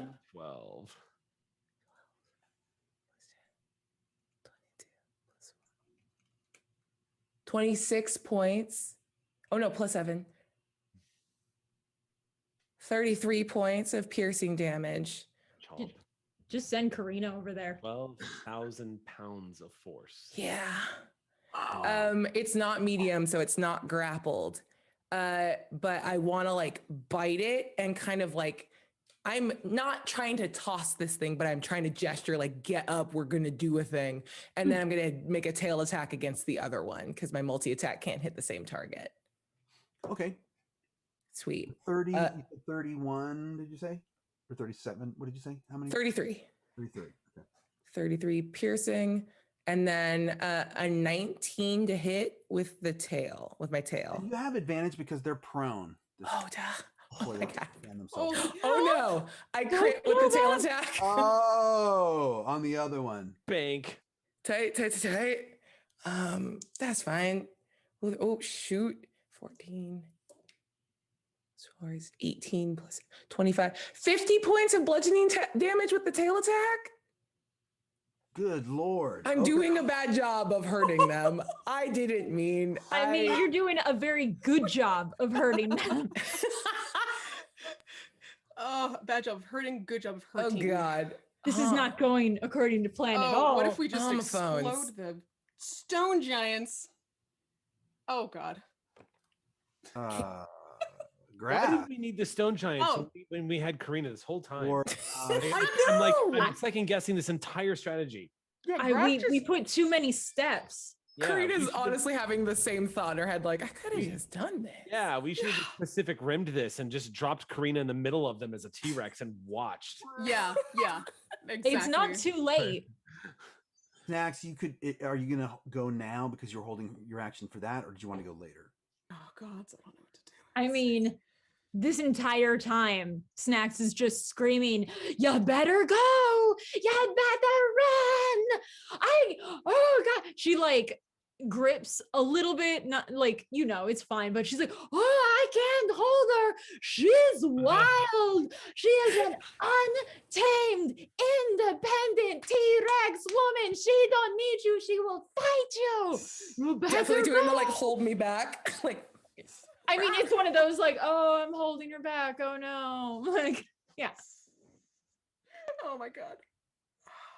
just the Okay. one brain cell. Bless us. And I assume Snacks is yelling it loud enough for you guys to hear that. Okay. She is a strong, independent T-Rex that don't need no man. You better run. So you're just gonna, but you're gonna stay on top of the T-Rex. You're not. Oh coming off. yeah. Okay. So Karina, what would you like to do?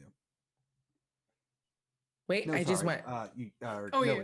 Sorry, Grath. It's Grath's turn. Grath. I Oh apologize. God. Let's see. Grath is going to. We're kind of by the hills. What's left of like the hillside before it turns flat, right? Mm-hmm. Yeah. Grath is going to just like go up the hillside a little bit, and oh my God, I don't know what to do in this situation. She is going to just get higher ground, and there's no hobgoblins in sight. Nope. No hobgoblins inside. Boy.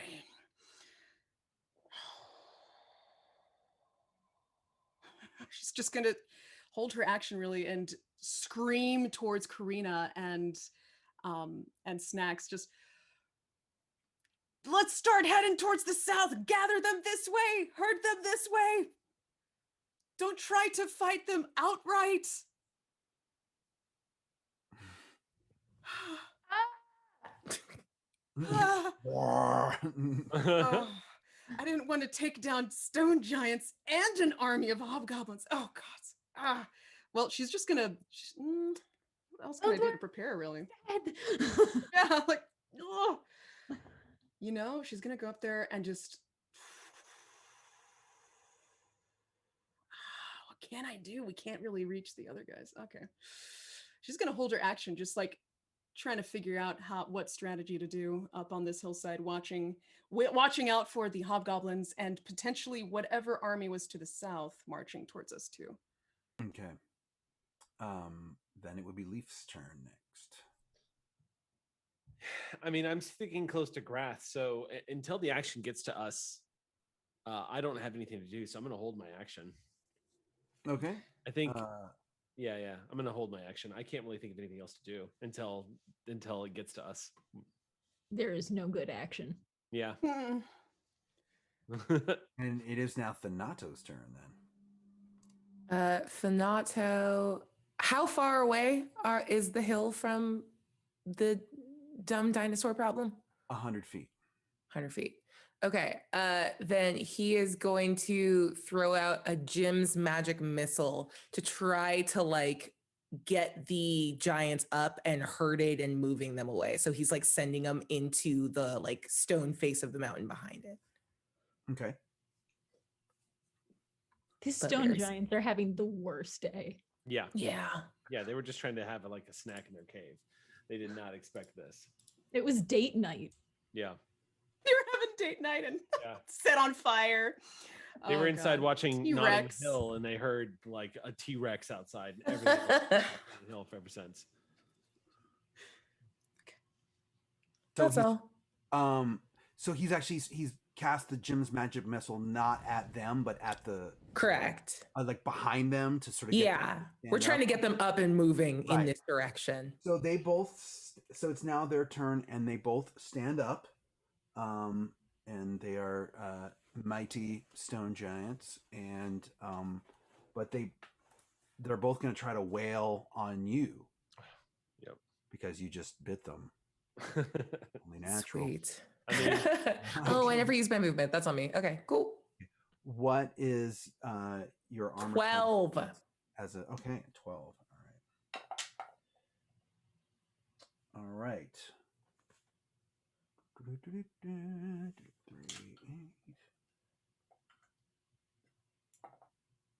I have a bad idea. So the first one slams you with his club for 14 points of damage. Okay. And that's cute. The second one, let's see. The second one slams you for an additional 12 points of damage. Nice. So bam, bam, club. I assume they do not have reach. Reach? Mm-hmm. What do you mean? My threatened area for opportunity attacks is 10 feet. So if theirs isn't, if the moment they slide away, I'm gonna hit him again. So if they had to come into like normal melee range to like hit me, the moment they try to like slide back out and away, like just a note for opportunity attacks. Okay, gotcha. It's a little bit they're farther. not trying to slide back out. They're cool. trying to hit you. All right. And now the goblins. I want to check their movement rate really quick. Sorry about that. I want to see if they made it. They're dashing, but I don't think so because they're goblins and they're little. Even if they were dashing. Oops, sorry. The goblins make another dash, and they're about 10 feet away now from the melee, but they're all sort of in one group. And we're back at the top of initiative, and it's Snack's turn. But if you're still riding high, right? No, I have a bad idea. Uh-oh. Snacks is going to leap down from off of the shoulders and kind of run a little bit ways like ahead of the stone giants and start yelling like, look at me, I was the one who was riding her, I obviously control her, so if you're going to want to stop this T-Rex from biting you and beating you up, you better come kill me. And I turn around and I see the goblins running towards me, and I'm like, no, turn around, go the other way, don't go the other. And I run, hoping that they're not faster than me. Indiana Jones running for the airplane. Yeah, like, come on, go. Yeah. Sorry. Dropped a little dice. Okay, so they notice you. I would hope. For sure. Yeah. But that's not their turn, so it's Karina's. Okay. Sir, I need your help. I gotta figure out how to get these boys to move, No or problem. I'm just gonna chew them to death. Yeah.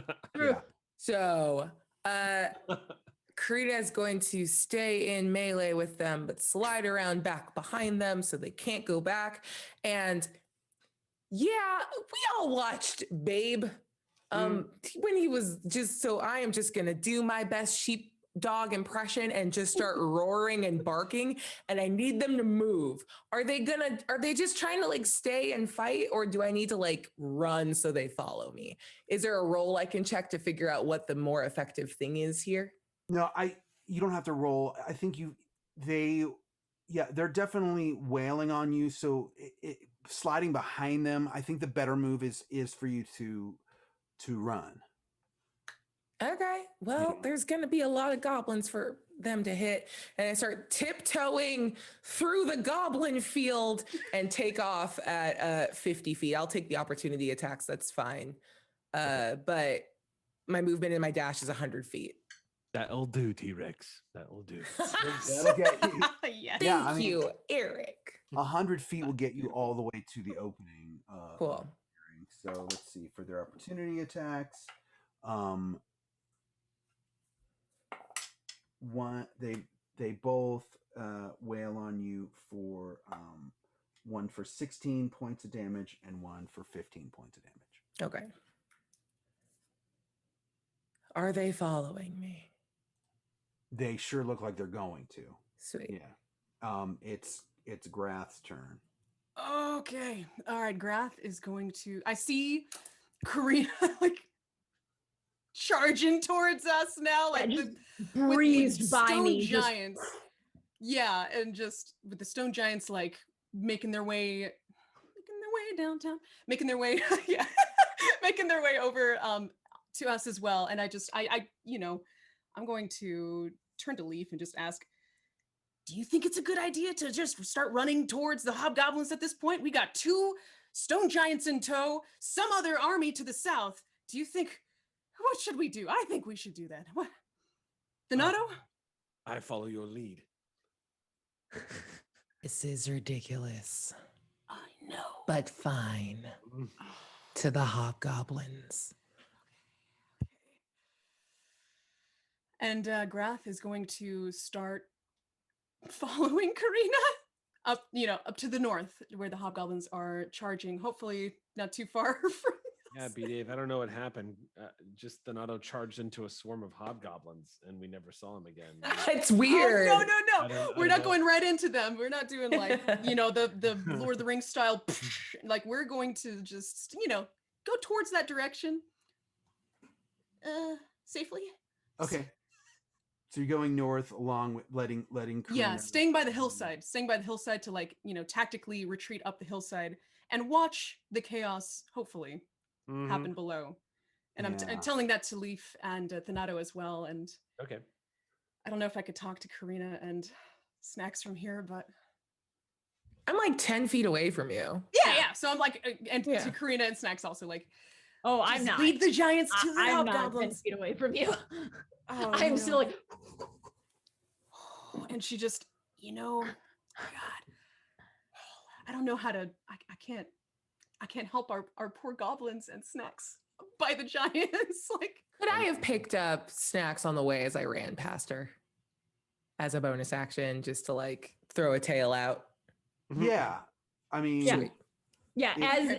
as the tail goes by, Snacks just like jumps on the tail and just rides the tail. Sweet. as far as I'm concerned, like Snacks was doing her running around and like trying to catch the attention of the stone giants on your back the whole time.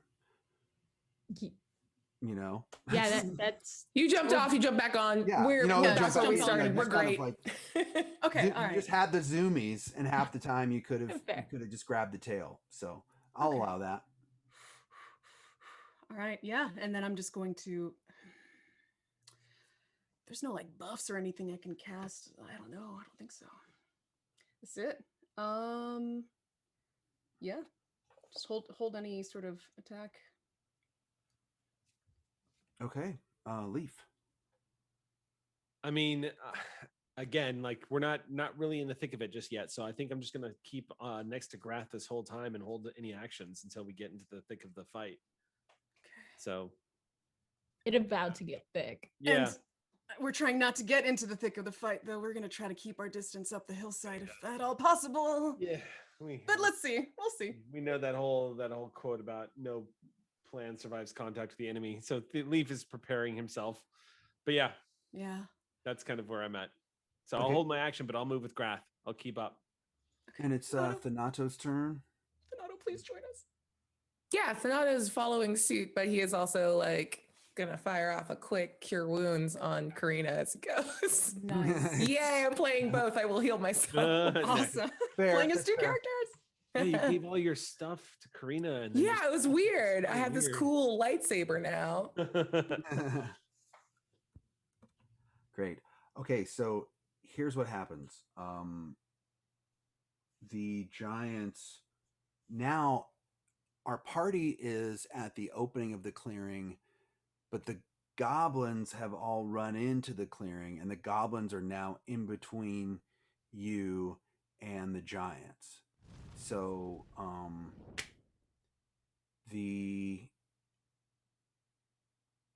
you see the giants, unfortunately, are now clubbing. They're attacking the goblins. Oh, wow. Goblin friends. I mean, Oh, yeah. boy. So They charge into battle. That's unfortunate. let me see something. Sorry, guys. Renato is going to be so mad about Esmeralda. I don't know not about the Esmeralda. Oh, boy. Pour one out for the goblins. You watch in horror No. as Cag, Rag, and Wag are Go. all Fine. Just- smushed to a goblin-y green pulp. And I hate to see it. so your goblin companions are now down to 5.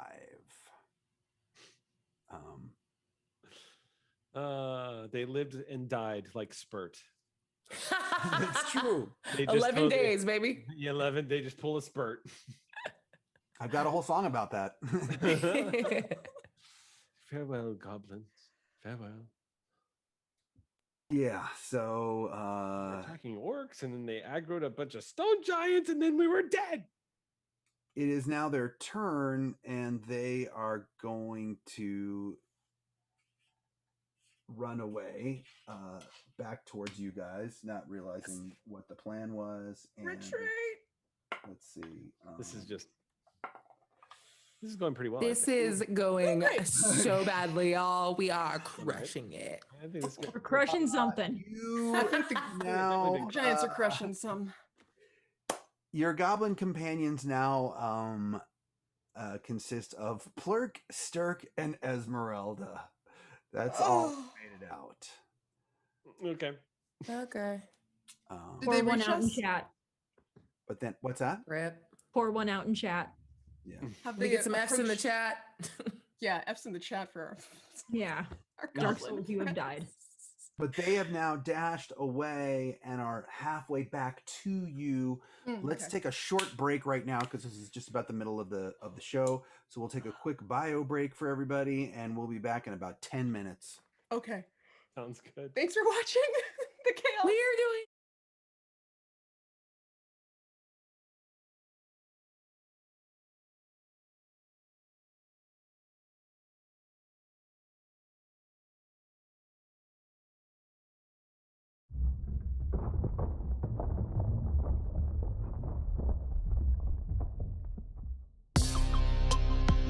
D20, yeah. On the money, gold. Yo, you killed it with this one, Vickers. Yeah, you did. Yeah. I am Nolan Partsmore. Master with the sword. I'm a legend on the board. Bloodline of the Lord Geldemort. So adored. I run the game store. We got all the deep lore. Shells full of source books galore. Doing math in the flash, and I don't need a map 'cause it's headed on my ass. 'Cause this is how I roll. My hits critical. Better have a D20 if you're trying to join my party. 'Cause this is how I roll. My hits critical. Better have a D20 if you're trying to join my party. Half-orc barbarian. I'm silent like the assassin. With a face like a cherubim, no need to roll twice. I'm using all the dice, custom towers, and when that wizard multi-class, with spell power sharp as glass, I'm burning slots like I'm throwing cash. Didn't excavate the room when I cast that spell of doom. 'Cause this is how I roll. My hits critical. Better have a D20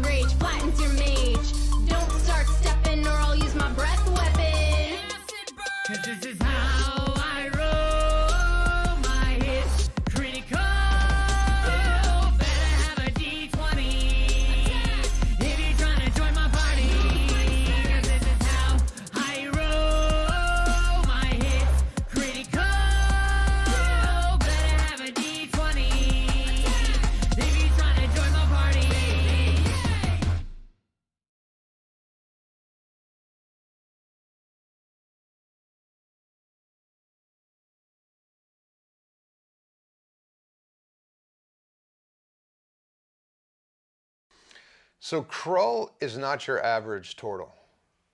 Turtles are traditionally these dopey, monk-like, slow-moving characters, and Krull, I wanted Krull to resemble a snapping turtle, or snapping turtle.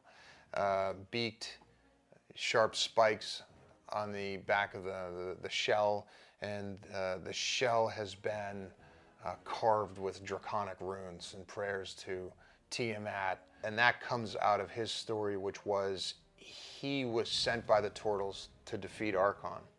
And Arkhan bested him, but spared his life, as long as he gave his life over to fight for the Dragon Queen, and he accepted. And since then, it's this kind of fear, but he's also a fanatic now. And I think, but yeah, I think a lot of what he does is rooted in fear. You know, I wouldn't say there is a part Renfield to him. And another pop culture reference I would make would be like a Dr. Mindbender. And he's always scheming. He's coming up with, you know, if anyone was a G.I. Joe fan growing up, he was the Cobra scientist who was working to try to figure out how to bring Serpentor back to, to existence and create this genetic. So, Krull is always searching for some elixir that's going to help Arkhan fight off Vecna's influence as the necrotic energy of the hand grows up his arm into his body. Krull has commissioned some group of adventurers to bring him back a baby unicorn horn that he's going to grind up into a powder that he's going to feed to Arkhan somehow and stave off the necrotic energy. He's checking in with the artifact squads to check their progress to see if anyone's found the eye or found some leads on the eye of Vecna or any other sorts of weapons that could help Arkhan in his quest, Tiamat and the Dragon Armies for their quest. So, very highly intelligent. He's also super strong. He's got a 20 strength and he swings this giant two-handed maul that has frost capabilities. And so he's a very fearsome fighter. Always surrounded by the dead, and he wears this white, like a white grease paint over his face, so that he looks like a skeleton. Like you would think he was undead at first glance, but he isn't. It's if that could give him some sort of advantage over an opponent that stumbled upon him. But there's always these zombies and whites and the undead around him. He's always experimenting on the dead.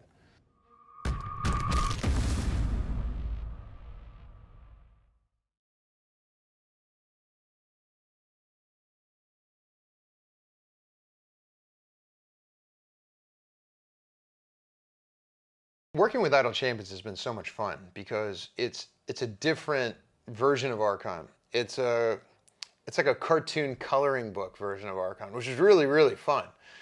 So seeing the artwork originally for little Arkhan in the game, the way that he walks across the screen with his shield and he breathes fire, and then even the way that Chungo the Manticore comes down at different points. It's so much fun. I mean, you can only dream to have a character of yours then immortalized in that way and playable and unlockable in a video game. The Arkhan and Idle Champions currently is an earlier version of Arkhan. So a pre-Hand of Vecna Arkhan. How did Arkhan get the Hand of Vecna? Arkhan was sent out by Tiamat over the course of a decade to go and retrieve artifacts for her. So Tiamat would appear to Arkhan in dreams, and she would reveal to him the location of a great weapon that could help him, or a great suit of armor. Like the axe that he carries belonged to a general of Asmodeus and was buried inside of this tomb. And so Arkhan went on this adventure to find that axe of Asmodeus.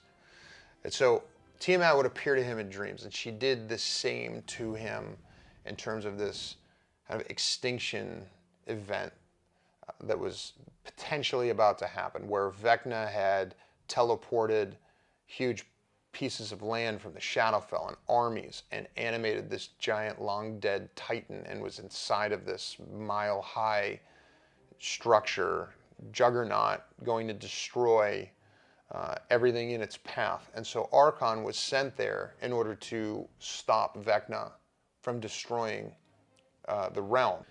Arkhan's entire party was killed, except for him.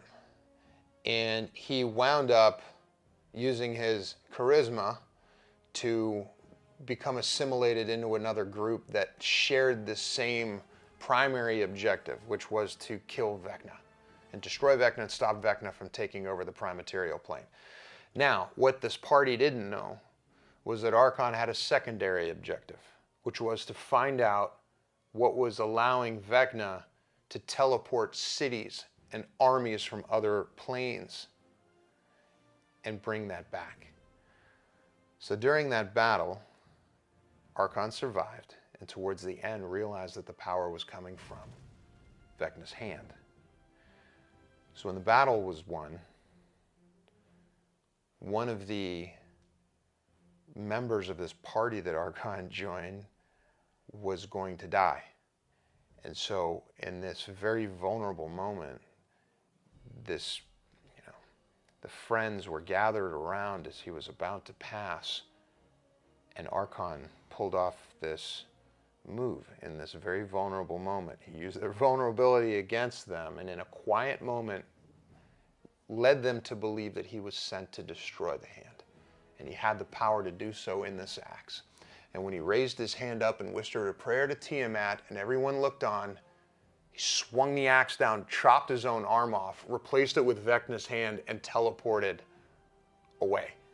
He teleported to Krull, who was waiting for him, who healed him from the battle and opened a door to Avernus, to where Arkhan went and then had an audience with Tiamat. Tiamat rose this giant tower of obsidian, volcanic rock out of hell, and this 9 layers tower with dragon heads around the top. Arkhan and Krull then sent for Torragar, and he met them there, and this army formed, this dragon army formed around Arkhan, who was this champion who had returned with what the dragon cult and the dragon armies believed was the actual cure for Tiamat's imprisonment, that finally someone was going to come along with the power to free her.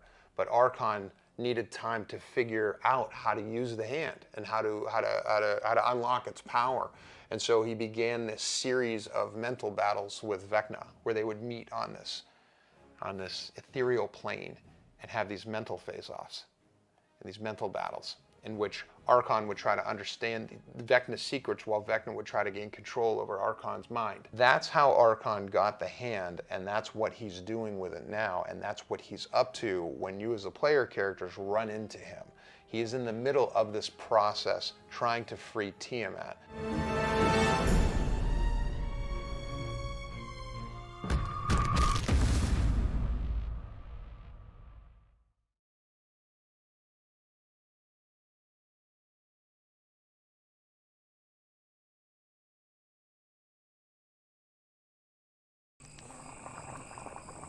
Something is out there. It's massive, dangerous, and untamed. Prepare to bravely face Wildlands. Savage new wilderness gaming terrain by Dwarven Forge. Immerse your players in an epic gaming experience like no other. Launching August 9th.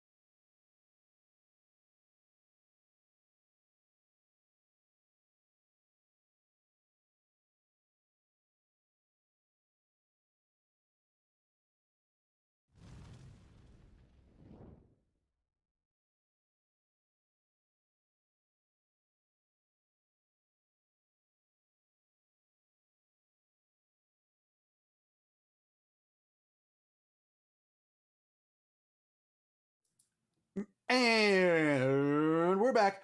Hey, listen, there is something going on with Streamlabs tonight, communicating with Twitch, and so some tickets aren't happening, but Kevin's on it. This is all Kevin's fault, but he's trying to fix it. So There's a new Kevin. We killed, like, B-Dave sent me like a kill confirm. So this is a new Kevin that we are Kevin struggling Jr. with. Yeah. Yeah. Also Kevin not- 2.0. This JJ. one is a Kevin with an E and an A instead of an I. Right. So Kevin. oh yeah, Kevin, but it's I just mean, pronounced getting- Kevin. we appreciate the suggestions, but Kevin part 2 is on it, so hopefully we'll get that sorted out. In the meantime, He's working on it as if his life depended on it. because it does. Because it does. Does actually. Turns It out. does. Give it a second. Kevin's We life prop is the already other Kevin. forfeit. We prop the other Kevin up in the corner of the room to incite morale. Let's play some D&D. Yes. What do you know? Oh man. Motivation at the very least. Okay, so back to what. This is a disaster right now. Back to the disaster. Excuse me, we're doing fine. This Okay, is fine. all right. Swimmingly. This is great. Let me paint the picture, if you will. Coming from the north, there is a company of hobgoblins that will arrive shortly. You are currently on the road on the side of a clearing on the side of the mountain where two stone giants. You've coerced two stone giants to chase you. In the meantime, they unfortunately killed 5 of your goblin companions. Plurk, Stirk, and Esmeralda were able to get away. Gelks, Kelks, Cag, Rag, and Wag. We're gonna have to pour some out for them later. So our party is now on the road. Karina is currently a T-Rex. Yes. A C-Rex, if you will. T-Rex, yeah. And And I'm you- blue. Oh yes. I like that. Yeah. Carinosaurus Rex. So you're on the road and you're going towards actually no, you can make a decision. You can now either go north towards the hobgoblins or south towards an unknown force. You're not sure what's coming, but the Oh. stone giants are now turning towards you and are about 80 feet from you. So we have the option to go to the south or the north. I see. Mhm. Okay.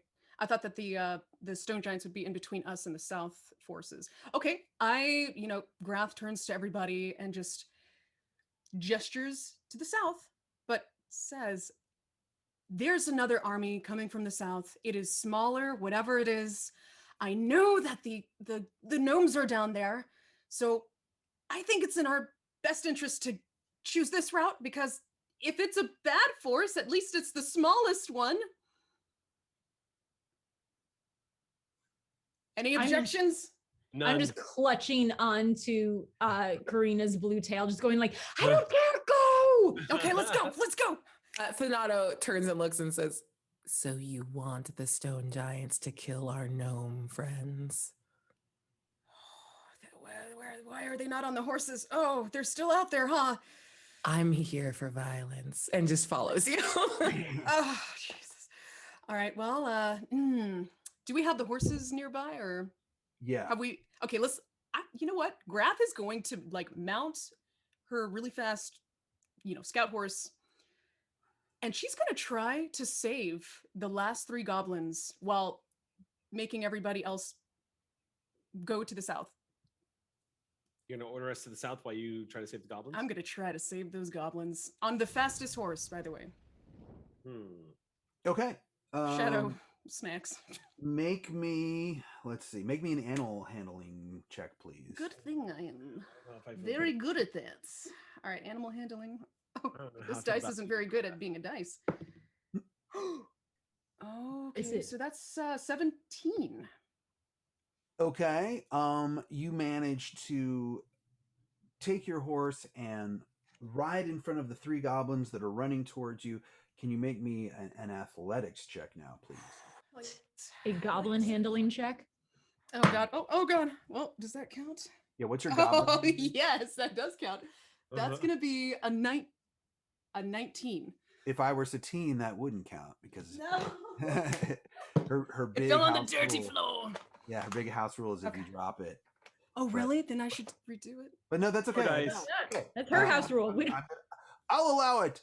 Thank So you. with the 19, Sorry, Satine. you managed to help the 3 goblins get on your horse and ride off before the stone giants can make it, but they are in hot pursuit.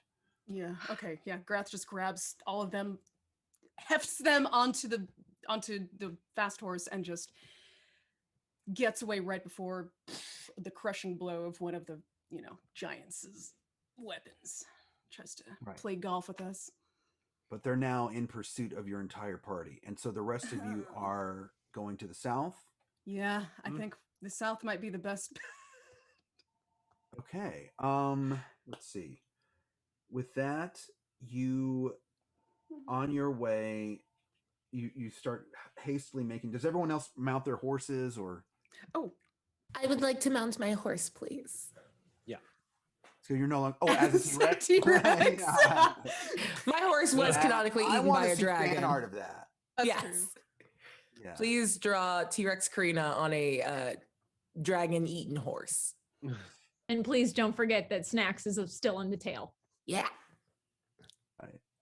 So maybe no horse for you guys. Nah, we're just hauling. You're good. Yeah. Time. Leaf Has and Grath? Nato are going to jump on their horses Yeah. and start going south. All right. Grath's in the end though, and I'd like to before I'm at the tail end of our group with the goblins, but as we're heading to the south and I turn to start going to the south to follow everybody, I'd like to turn around and just thaumaturgy in the direction of the hobgoblins and just mock their song. Okay. Can I do that? Is there time? Critic. What's the range of thaumaturgy? I believe it was 60 feet.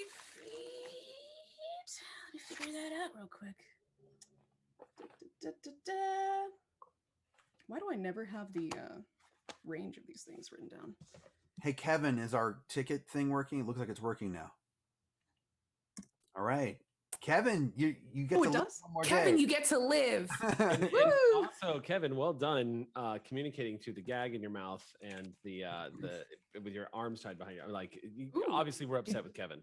It's 30 feet. Oh, yeah, it's 30 feet. Yeah, 30. I don't even think it makes it. Never mind. Yeah, they're not. If you did it, they wouldn't hear it yet because Okay, they never still mind. haven't rounded the corner. Okay, why don't we just take off, with Esmeralda and But you know what? Blinky and Let's- Flinky. Oh, if we're yelling, then I want to see Grath doing it and turn okay. And just yell. Excellent. I think that's a little bit better than, that's going to work a little better. How's my range? Uh, I should be able to yell pretty far, I think. oh yeah, they definitely, I would say, would hear it. Tight. They're close enough now to hear it, Sweet. but they don't. You now you see dust rising up and Oh, yeah. a little bit of shaking from your blast, your T-Rex, growl, and but you don't see the hobgoblin troops just yet. Cool. But you know in your heart of hearts that they heard that roar. Sweet. Then I want to try to, God, nonverbal communication is a full nightmare. Mhm. I'm going to try to sandbag a little bit to let Grath and the goblins get ahead so we can try to hold the line, stall the stone giants for just a little bit. I will absolutely tank some damage to try to get the hobgoblins into view and just Okay. try to get everyone in visual range. Yeah. Great, that's a really good idea. So Snacks and Karina are going to stay behind while the goblins, Grath, Leaf, and Thanato start booking it south. Mhm. And it feels like only moments away that the hobgoblins are going to round the corner. So let's, with that in mind, I'm going to take. How far down does the rest of the party want to go? I mean, are you leaving them, or are you going to stay and watch what happens? Stay within visual range at least. Okay. Yeah, I think we want to keep our eyes on what's going on. Yeah. Yeah. So 100 feet away, 300 feet away. I mean, the road's pretty straight at this area, so you could see for quite a while. I don't know how you feel about this, but it would be good to be like maybe 100 feet away, because that way, if we need to whip around, Yeah, if we need to go and help them, yeah, that's what I was thinking. Like just like within range, about 100 feet or so, so we could dash back in case we need to. Great. So what I'll do is I will actually remove the three of you from the order of melee. You're gonna have to do a little bit of tanking before they show up, but then if you guys need to jump, got 96 hit points. Let's go. Oh yeah. 196 or 96? Just 96. Oh, okay. But those are T-Rex hit points, so Yeah. Tanky McTankers. Let's go. All right. So the two stone giants are now engaging with you, and your AC is 12. Yeah. That's the trade-off. There you go. It's like hitting the side of a barn, I guess, right? Yep. Not hard to. A beautiful blue barn. Yeah. Oh God, she's so stupidly obvious to hit. Like, ow. All I'm doing is trying to make sure that like Karina keeps her tail out of the way, just so Snacks doesn't catch any of this. Right. Does the with polymorph in 5e, once you lose your hit points, then you're just you, right? Yeah, I get dropped back and I can take all the carryover damage. I take any carryover damage from like the track, From whatever would have ended it. Yeah. Right. Okay. Got it. Gotcha. Okay. So you take from the first two hits, you take 16 points of damage, and then you take an additional. There's a miss and another 14 points of damage from the stone giants. 66. We're doing great. We are bloody. Let's go. Boy, smashing up a T-Rex. Yeah. Really, it's just now. You can. I want to flick Snacks off of my tail because that is a weapon and I need it. And I'm going to do my best to try to bite grapple these guys because I'm just trying to lock them up to keep them here until the hobgoblins attack. Okay, great. Yeah, my headcanon is that you did not actually verbalize any of this plan. Ooh. Got a natural 20 Oh, on my grapple. Hot damn. Hey. Chomp. So Yeah. you got one of them grappled. Sweet. And so you're grappling them with your Oh, mouth? it's a bite. Yeah. I use my teeth and just like basically like bite down on one shoulder and like collapse down on it. And I'm trying to like wrap my tail around, like you're gonna have to knock the hit points off of me to get this guy off of me, just to the like other one. So we're just circling up on it, just trying to like a boxer where you try to get in and like lock up just to like keep big damage from happening. And I'm just locking up on one of them. So the stone giant hobgoblins. screams out in pain, but he's down on his knees and can't really move. He actually drops his club in front of him, and he's just like, Snacks, is there anything you're gonna do? I mean, like I said, I figured that Karina did not really verbalize this. So everyone took off and then we just stayed. And then like she flicked me. So I just like kind of stumbled and I just turned around and in a panic, because seems like this is taken care of, I'm just going to take out my weapon and kind of ready, but just kind of be like,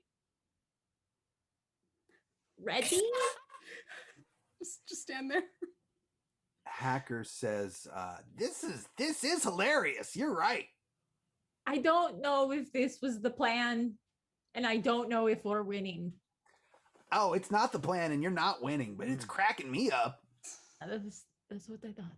That's what I thought. All right. Well, and she's just behind you, kind of like, well, okay.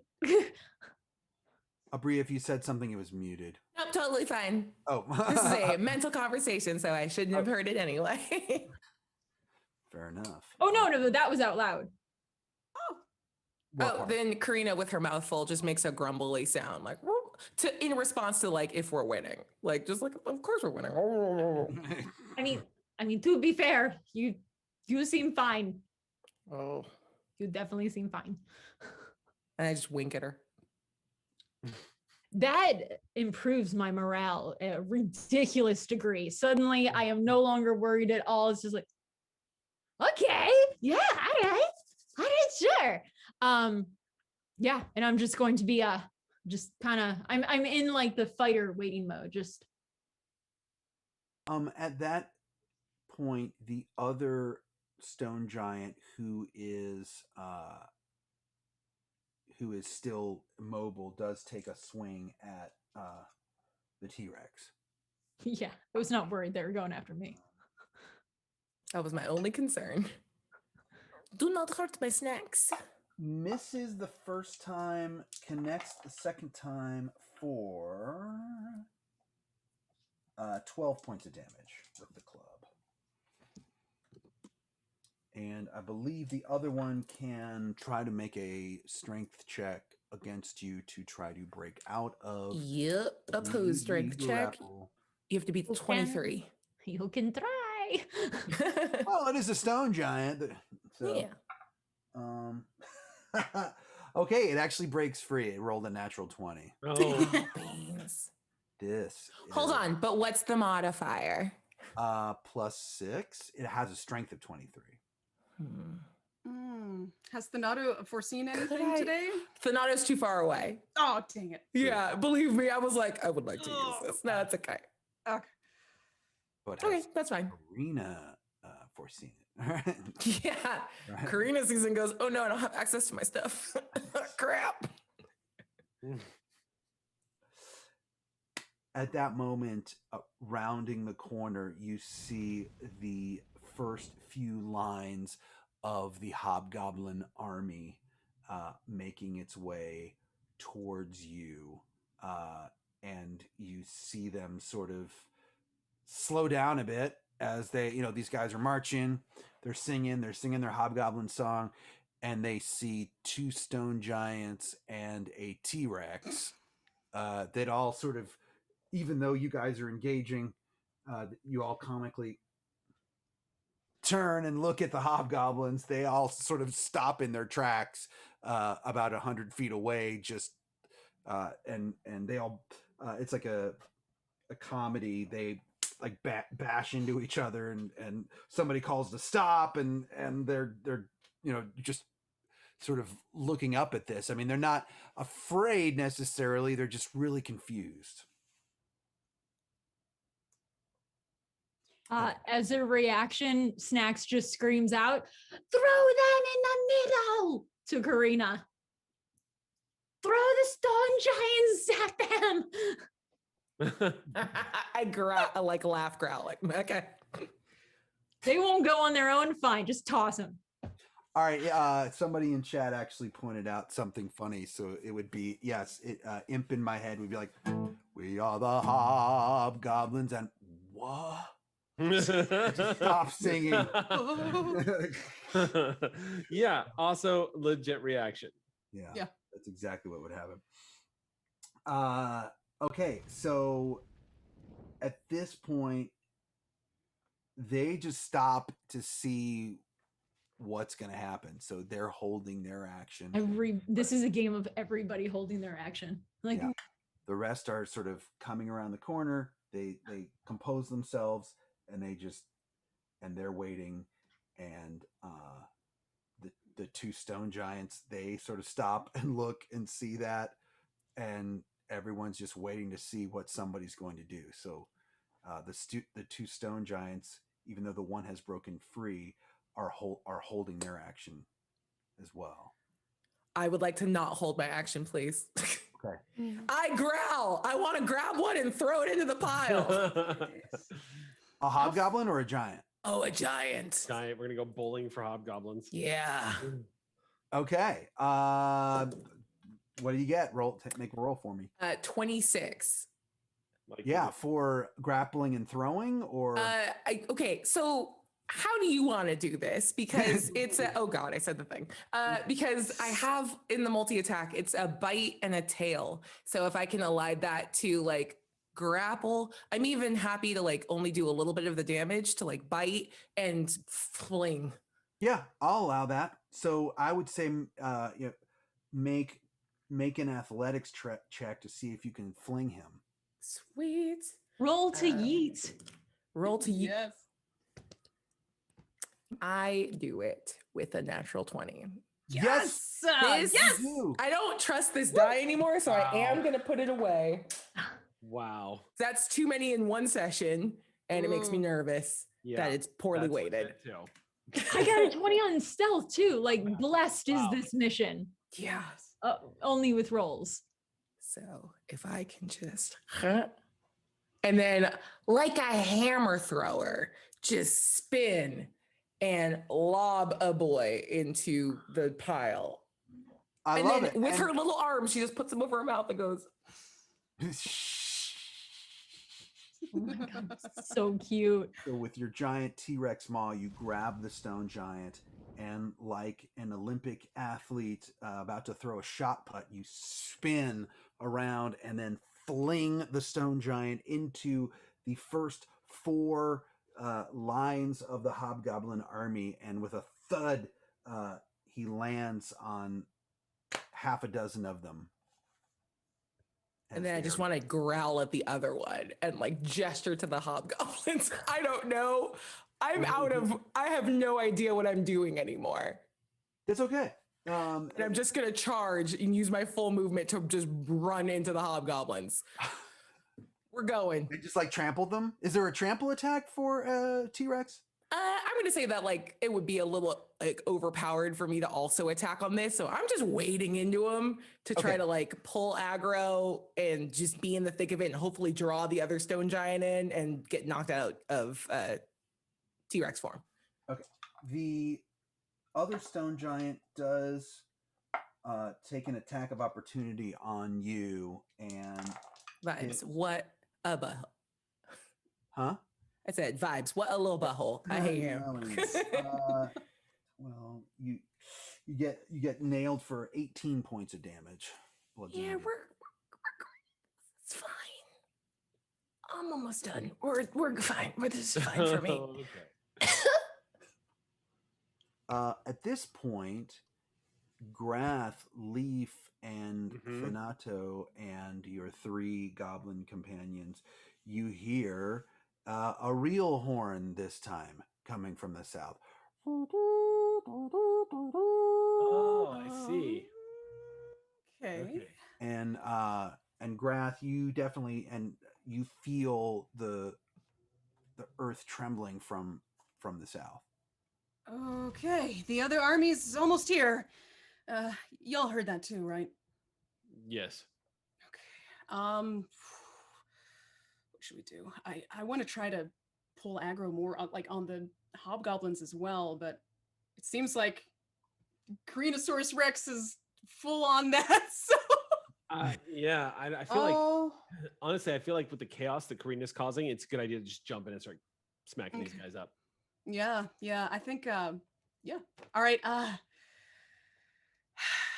Can I recognize it, like if that's a gnome? Yeah, make a history check for me. Yeah, because like I'm sure they would have been, you know, when we were in the Vale or whatever. So I would have known. Leaf, you can too. History check, you said? Wow. What was it? What happened? 7. Okay. I'm a little scared. I didn't catch what you want me to roll. Oh, I wanted you to make a history check to see if you recognize the horn. Finally, an 18. Yeah, it's thank you. It's 100%. You're like, I know that gnome call. It's a gnome call. Yeah. Okay. Then I'll let Grath know that yes, that is definitely the gnome. Okay. All right. We're gonna go help Karina, but please keep your distance and be very careful of the hobgoblins and the giants. Just what is pick your 'em off. AC as a T-Rex, Karina? 12. Okay. Okay. I'm cool. fine with this. You hear in T-Rex growling. Rop, rop, rop. All right. Okay, so I will remind you though, Leafgrath and Thanato, that there is still one stone giant between you and Karina the T-Rex, who is in the first couple of rows of the Hobgoblin army, and also the other stone giant who is prone and lying down in the middle of the first few ranks of the Hobgoblin army as well. The one that's standing, is it attacking Karina? It took an attack of opportunity on Karina, Yeah. but it's just kind of there. Okay, Right. you know. Same. Oh, I said same. Oh, okay. All right. Is Snacks? Where's Snacks in? Like, is Snacks kind of towards the hill, away from? Just kind of there. Just like Okay. You know what? All right. Okay, we're gonna go towards that giant, but up the hill to the side, and I'm going to cast Pass Without a Trace on us, so it doesn't see us, but we're getting closer. And I want to try and grab Snacks from the ground, away from this giant. Okay. To join us as we get closer to Karina and the hobgoblins, kind of on the hillside. Like, we're like, you know, just in case we need to go up the hill or just have a vantage point, we're like off to the side but closer. Leaf, you were about to say something? Yeah, I'm gonna actually get into a fight here, but Okay. Leaf is not gonna be smart. I mean, rather, Leaf is not gonna be stupid about this. I'm not gonna go up against the stone giant because I cannot tank that kind of a creature by myself. But I am going to use this as an opportunity. If I see hobgoblins making life difficult for our T-Rex, I'm going to go wade into that combat. Okay. So I'll move my 45 feet because that's just going to, I want to cause more chaos so that you can do what you're about to do. Ooh. So, All right. So you're going to branch off. All right. And I'm aware of that. Okay. So Leaf is going to move his 45 feet and get into combat with the hobgoblins. And I should probably roll initiative at that point. Right.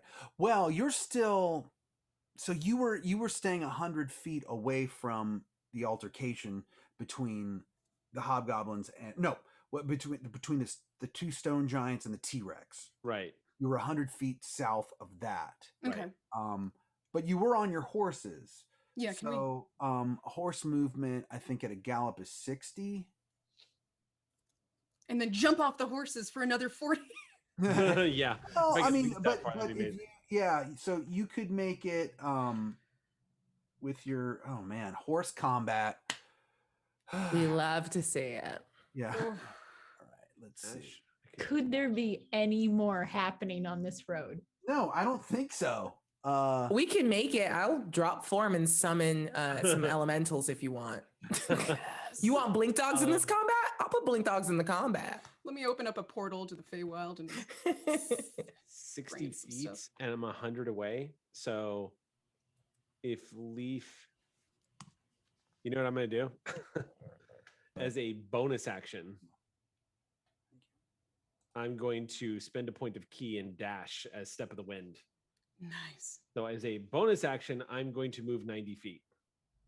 Amazing. Oh. Before you leave, Thanato, like, I don't know if he likes touching people. He's going to give you guidance on the way. Just, this is a good look on you. Yay, chaos.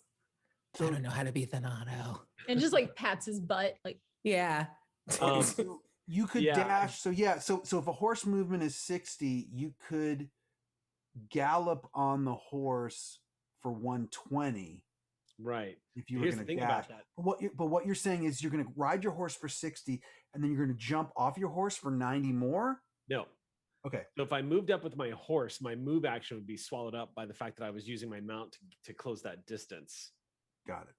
Depending on what your mounted rules are. Because if it is an unintelligent animal, then I have to use my action to spurn this thing on. And horses they're like intelligence 5 or whatever. So that you have to like order them to do the thing. And then that's my movement for the round. Or I could spend a point of key and use my personal movement, double it, which is my normal movement's 45, doubled makes it 90.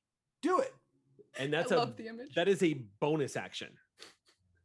Wow. So my spending that key. My monk hits the ground and basically does like the Naruto dash and clears the distance that the horse was going to. But when I get there, I can use my normal movement to move like another 10 feet to get into this thing, into a kobold's face, and then say hi.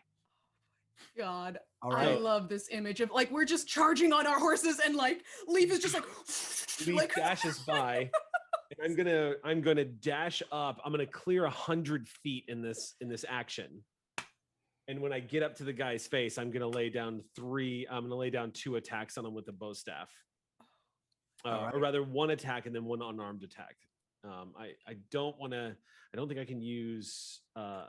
Hold on one sec. Flurry of blows is a bonus action, so I can't use it. But I am going to do. But that's the thing about Way of Mercy is that I don't need to use Flurry of Blows to really start laying smackdown. So I'll do 1 attack with my quarterstaff when I get up to one of these hobgoblins, and then I'll do 1 unarmed strike and initiate Hand of Harm on him. So, how's that sound? It sounds good to me. Okay.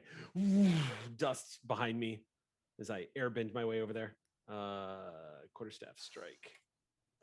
And I rolled a 10 plus 7, so 17. Okay, that takes out the first hobgoblin. No Oh, problem. well, I haven't even rolled damage. That's just a hit. Oh, okay, never mind. Sorry, I thought it was damage. Yeah. I'll roll damage now, though. Yeah, please. do. Y'all 17 monks are will hit. so OP. I love it. I'm gonna These smack. are awesome.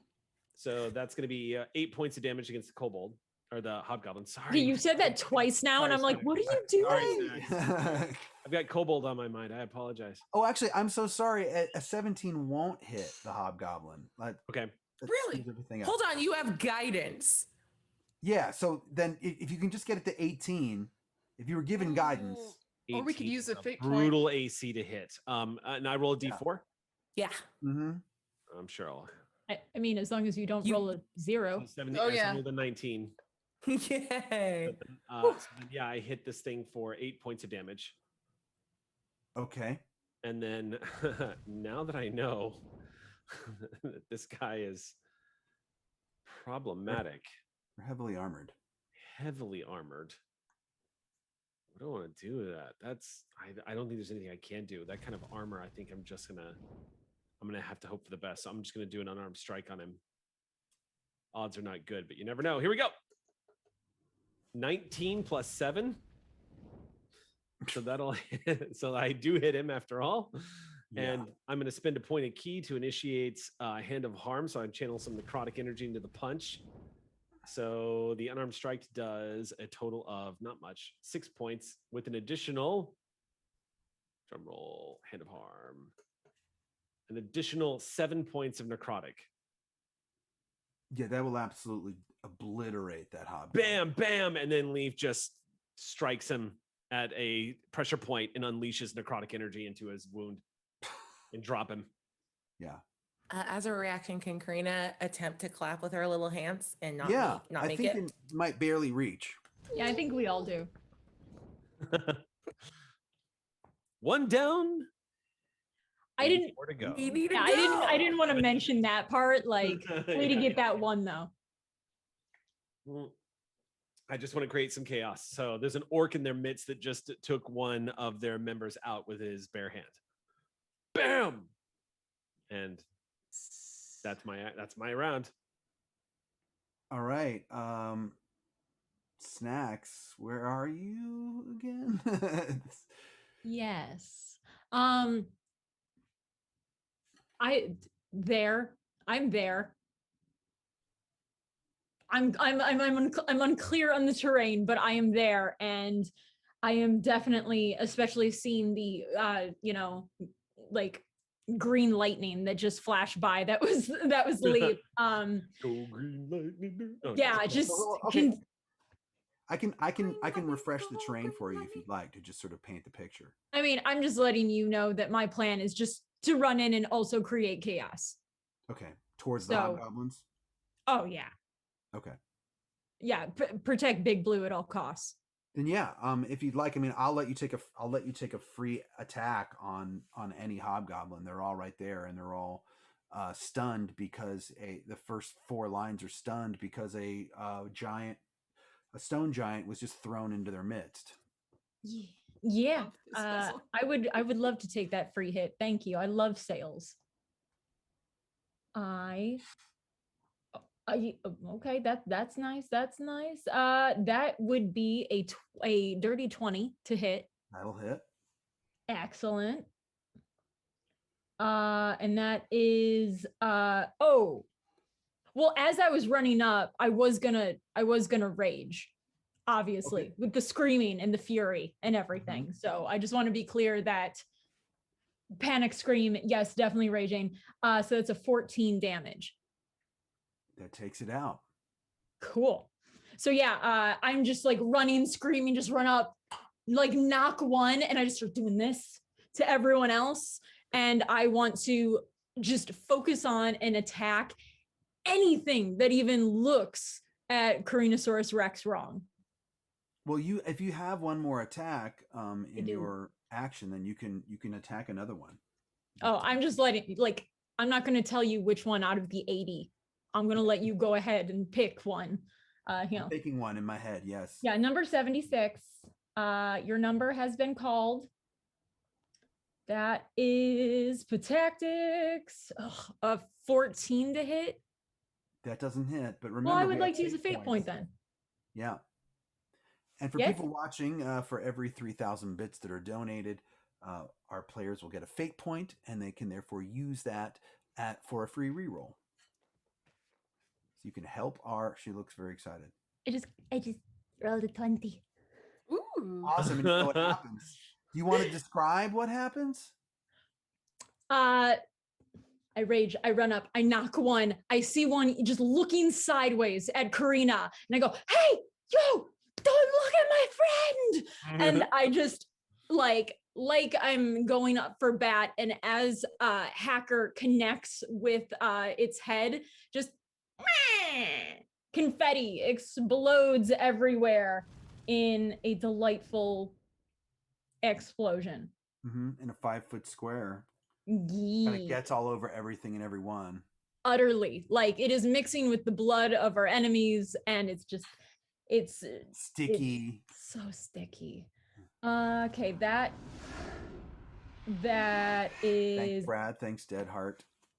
I totally forgot what I rolled. Getting more fate points as we go here. Okay, and that is 14.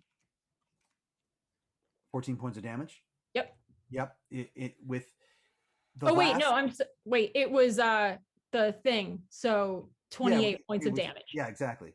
The last thing that hobgoblin ever saw was an explosion of multicolored confetti as your axe just cleaved him in two from shoulder all the way down to abdomen as he splits apart. And just threw the confetti just to Snack's face of like, hey!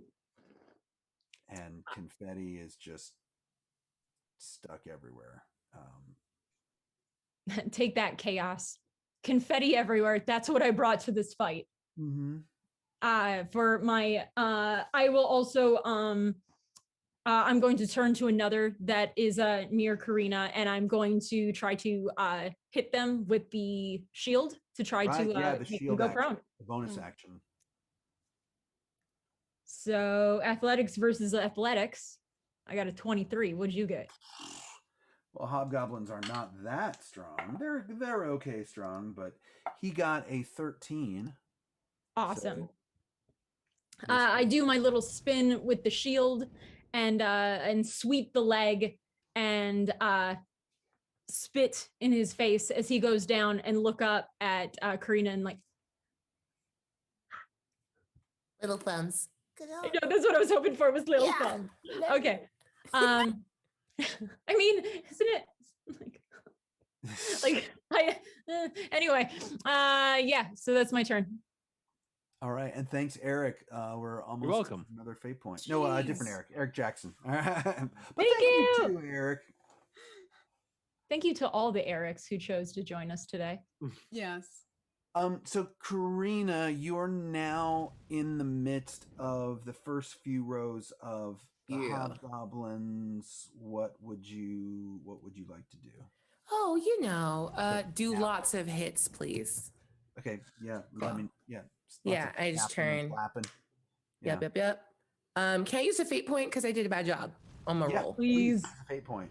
Because now I know a 14 will not hit. We go. 18 on the nose for the bite attack. Great. Where's my D12? I already lost it. Jesus. Satine would be so mad.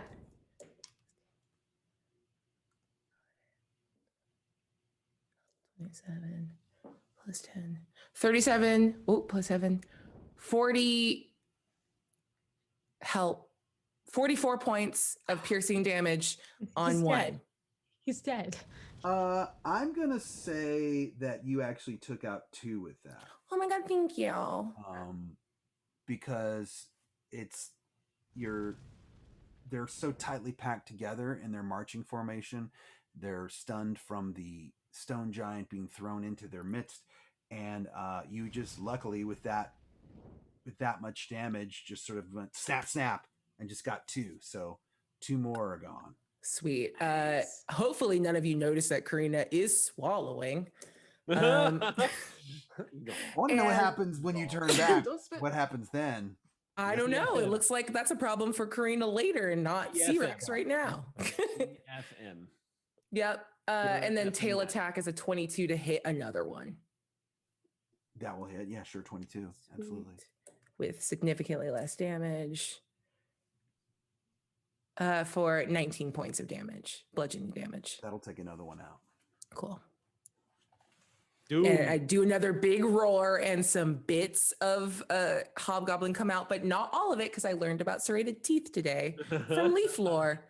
So there's just hobgoblin meat in my mouth. And I'm like, oh, that's gonna. Listen, it is the hobgoblin's turn. Yeah.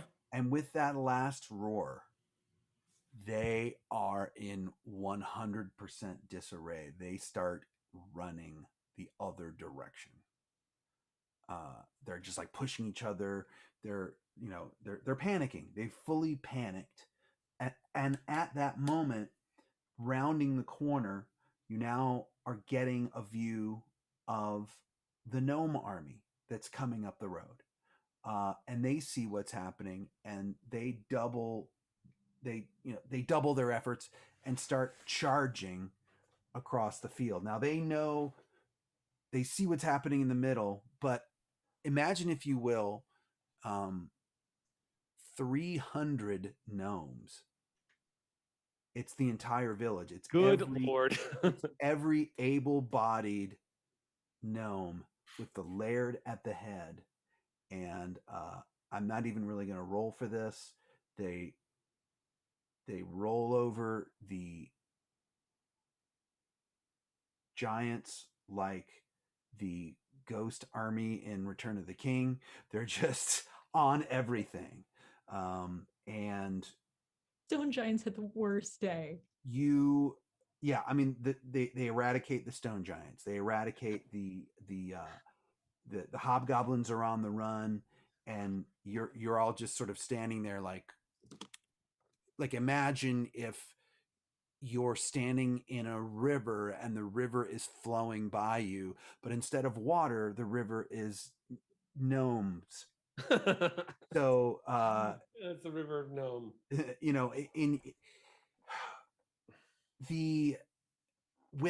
With your efforts, and you at a certain point you just stop fighting because you realize that the gnomes are just overpowering and taking over everything, and you watch as the gnome army of 300 the 300 300 I didn't even think about that. I'm totally picturing gnomes, like ripped gnomes in loincloths with shields and spears, just like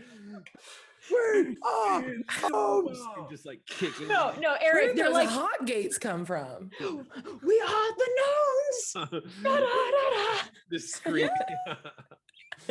Oh my gosh. How are they doing this in slow motion? There's gnome songs. The hobgoblins are in retreat.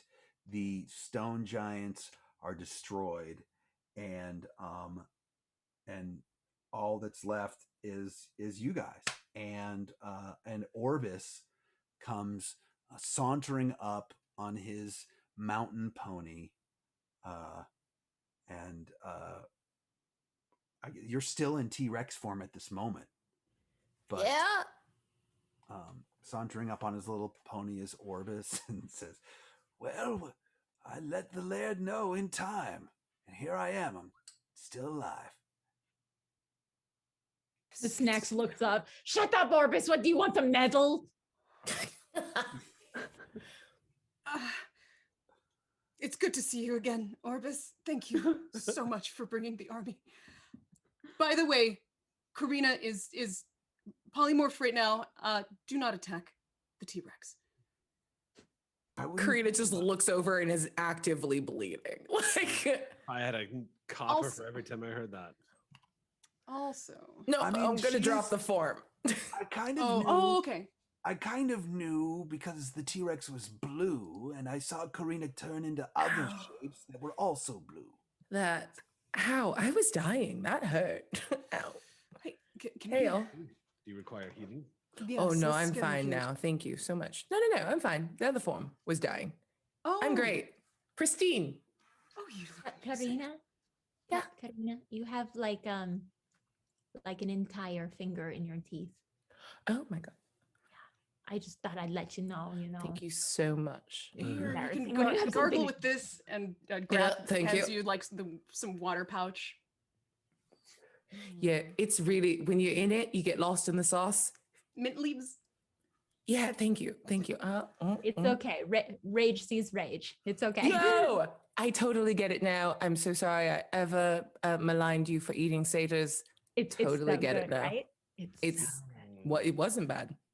It was pretty good. I ate a guy. I'm sorry. That I know. you I'm gotta do sorry. what you Leaf, gotta I'm do. very sorry. In the heat of battle. I At this didn't point, mean to. Karina, the little crystal on your wrist that each member of the Gaxx pack has to communicate with Ganzerg back at the Adamantine Citadel, it starts blinking. Oh, Well, hold see- this thought. I'm gonna step away for just a second and just see what this is about. Yeah. Thank you for arriving. We're gonna have a team meeting. Everybody else seeing this? All right. Okay. I'll just wait over here then. And Orbis gets off of his pony and just starts feeding him a treat and just petting him and just sort of sitting down there. You're back in the stone giant's clearing. He's like a sentient peach pit. That's what I think of whenever I look at him. But your crystal starts beeping, starts Yeah. blinking, and you hear the familiar voice of Ganzerg, the rebel Githzerai. Karina, you there? Yeah, yep. You're on with Karina. What can I do for you, Ganzer? Listen, I know I got you guys on a mission, but and like you can all hear this through the crystal, every member of the Gaxx pack. Oh yeah, you're on speakerphone. Yeah. Should we be listening in on this? Or- Yeah, of yeah, course. of course. Be rude. I'm addressing the whole thing. But listen, I got a special mission for you, Karina. I need you to go to the astral plane with 4 other druids. I need 5 druids that can all take starry form. Okay? Oh, Very okay. specific. I hate to pull you away from your group, but I really need you to do this thing for me. I mean, of course. Whatever you need, but can you give me like 5 minutes before you beam me up or whatever? Yeah, of course. I can't come down to the blight. I'm about a mile up. If you Look, I can eagle and I'll meet you halfway. Just give me a minute. All right. Yeah, just I'm calling it the druicide squad. It's 5 druids, and Oh my god. but it's gonna be okay. It just You should take inspiration for that. That was very good. right. Can we bookmark that so that if we get another show, that's what it is? We're all. Oh just my on God, different yes. druids? Make Our it happen, favorite's chat. So damn bad. Make it happen. Bookmark it. Let's trademark it right Yeah. now. I My will God. do makeup for her, like a Harley Quinn version. Absolutely. Oh my God. I need that now. Okay. Hold, please. I'll see you in a second. All right, 5 minutes. You got it. I don't know how to hang up my wrist. Just cuts it off. Man, just put it up. Y'all, I'm sorry. I said yes before kind of conferring with the group, but is it okay if I go? Nope. No. Oh, Oh well, I mean, Nope. She Then needs Leaf to just go. looks at you after saying, Yeah. Nope. Sorry. You're my closest friend. The answer is no. Oh. It like Snacks goes over and kind of like tugs on her leg. I mean, it's okay. I can go with you. I haven't mastered Starry Form yet, but I've been working on my druid powers and I've been getting really good, so I can go with you. Snacks. I believe that you are and will be one of the most powerful druids that any world has ever seen, but I don't think our group will make it if we both go. We need to have a druid in the party at all times. I suppose you're right. But I don't think I'm as good as you yet. Oh, you are better. You're just not confident. But I believe in you with my entire being. Oh, I think I'm actually overconfident, but just promise you'll come back soon, okay? Yeah, what if 5 druids in the Astral Sea? What can that take? Like an hour? I'll be back before you remember. I'm gone. Promise. Pinky promise. Oh my God, there's blood. Hold on. It's okay. Okay, There's okay. some on mine too. It's Yeah. not mine, but We're blood sisters, but it's other people's blood. yeah. Okay. And I do that, but then I give her like a big hug and just whisper in her ear, please keep helping Thanato. He needs you. Okay. And she turns around and like looks over her shoulder for a minute, bends down and picks up the finger that was in your teeth, I'm gonna keep this. and then leaves. Like just like walks away holding the finger like, I'm gonna keep this. Then I want to go over to Graf. Graf, you are our leader and you're amazing, but I don't want to leave unless I have permission from you. You know, chain of command. Karina, thank you. You know what you're doing. You are so capable, and you can make your own decisions. If you need to go, then go. We would not have made it this far without you. Just promise us that you know that those other druids know what they're doing, because I don't want to send you out into some incapable hands. I will do my best impersonation of you and lead them as best as I can. Okay. Just come back safe, please. Of course, you know me. And give her a big hug. Yeah. Grath embraces back. I'm going to go over to Leaf. Leaf has got a small grin on his face when you approach him, and he just does, I'll see you soon. Oh, we're not leaving it at that. And I just grab his hands. Okay. You're my best friend too. I'm sorry for all the times that I failed you. But thank you for pushing me to be a better version of myself. Are you apologizing for things that have yet to happen? Is that A little bit of that too, yeah. hanging around with Thanato too much? You've never failed me. I like humor on you.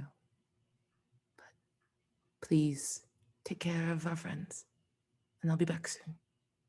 And he looks behind him with a grin. There's sort of like a different energy about Leaf for a second. And he says, I've found some peace here, and I can guarantee that I will look after. And he very subtly pulls his collar down and lifts, and underneath you see there is this small holy symbol that he has around his neck that he hasn't shown anybody else. And he just holds it up to you. It's a holy symbol of Eldath. And he tucks it away and says, I'll see to it they're protected.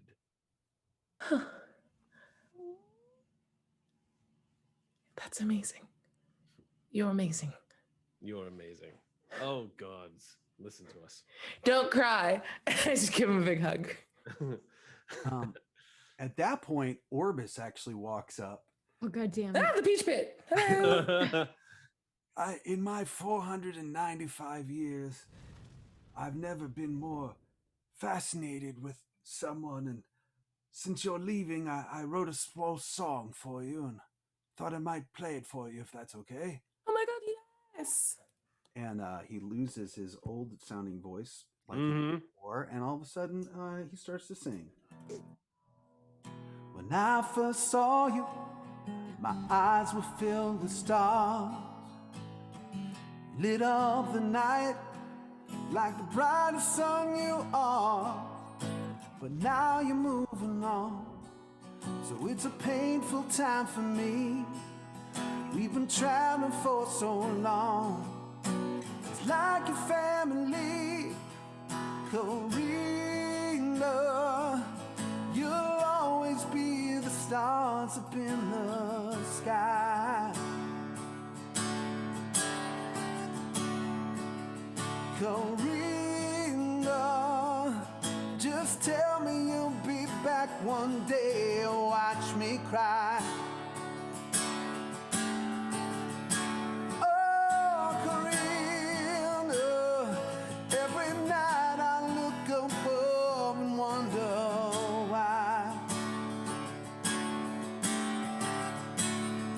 why we ever had to say goodbye.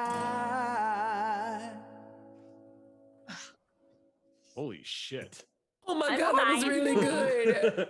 I'm so glad you didn't die. And she just starts crying on him. I just think she just picks him up, like, oh, come here. I just felt like I had to get that out. Thank Thanks you. for listening to an old gnome's request. No, you're so good. Please don't die, Eva. Well, maybe I'll find some sort of elixir and be around for a bit longer. Yeah, for sure. Yeah, please become some sort of lich. You're very cool. Ooh, a gnome lich. That would be cool. I could haunt these mountains. Oh my gosh, we will come and totally find you. Snacks like puts like a hand on Orbis's shoulders. When he dies, because he will die, I will save his bones for you. Oh my gosh, thank you. That's almost as good. And that is where we will end our session today. Oh, you made me cry. How dare you? I would like to point out, look at I cried off my makeup. I have like streaks and it's all over my hands because I started crying. Yeah. My god, our kobold is melting. So, as you can probably guess, we're losing Abria for a while. It's, the world is opening back up and lots of things are filming on the weekends. And, we're going to be making some changes too on our days and times. For the next few weeks will be on Saturdays, but eventually we are going to be moving to Sundays, and we'll let you know about that soon. Yeah, Bria, it's been wonderful to have you. And, this whole thing started when we were all on lockdown, and, we can't wait to have you back. And in the meantime, we're going to continue on, but you're always going to be a part of this group. You come back now, you hear? Heck yeah. I can't leave you guys. You're the best. You can't break a pinky promise. That's true. It's the strongest promise. It's the most important promise. And I have 2 pinkies. She's holding up the other finger. Like it was a 3 pinky. pinkies. Oh gosh. That's so good. So yeah, and gosh, we what a last game too. Like for now, that's a good bookmark. I'm gonna T-Rex and eat things. Yeah. Nice. That was epic as hell. Solid sign off. And we're so happy for you too. Like we're celebrating you for Yes. all of the wonderful things that have been happening. So thank you. Glad to be a small Always part. crushing it. We're still going to be celebrating the summer of Abria. Yes. 100%. Yes. Tis truth. In the meantime, we have so many people to thank today. This is really awesome. I'm going to keep it together and go into business mode for a second. So let me thank everyone who cheered today. Rogan 27, 3,000 bits, catch 23, 1,500 bits. Eric Jackson 1,100 bits. Greyman RPG 1180, Mr. Owlbear 1100, Breeks SV 1000, Diospiro 7742 1000, Deadheart 84 1000, Brad BB 500, Breeks SV another 500, Deadheart 84 500, and then gave 1000 later. Monica 13 200, Ethernaut 2021 200, Blazilla 100, Melba DNU 200, Mean Keb, Claudia Ramen, Wraithfire all 100, Eric Jackson gifted 5 subs, Greyman RP gifted 3 subs, Nesselheim, Pactil, Dio Spiro 7742, Vantine, and Mr. Owlbear have all subscribed. Guys, thank you so much. This really, we love all of your support, and it helps pay the budget for the show. And a big thank you to Matt, our producer. No thank you to Kevin. He is in a lot of trouble. But at least Kevin. Big thank you to Luke Gygax, who is a cool dude and is always bringing positivity and inclusivity in the community. Yeah. And yes. Love you, Luke. Huge thank you to Luke, and for being a good dude. Yeah, for being a great guy, and for exactly. We're all about inclusivity here, and that is what the Gaxx Pack is all about, and what GaryCon is all about. So, as it should be. We'll be back next Saturday at 5, same channel, and then so we're doing 2 more weeks.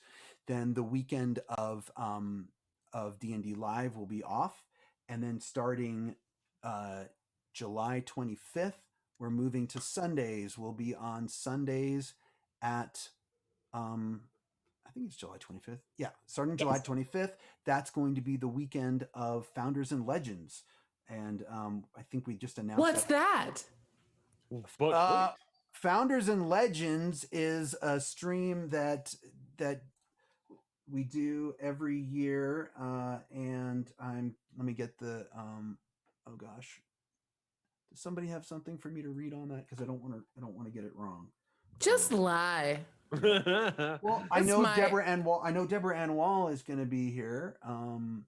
That's going to be fun. I was about to just yell Debbie, like I know her like that, and I do not. Like, where's here? Our girl Debbie. Yeah, is it here, right here? Here somewhere else on the internet? She coming over for tea? What's I that? saw a thing and then now I can't find it. It's a really cool celebration of all things D&D, and that will be that weekend.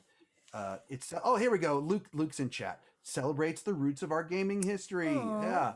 Woo. So look for some founders, look for some legends. If you're not a founder, you're a legend. If you're not a legend. Ooh. So I guess. I know.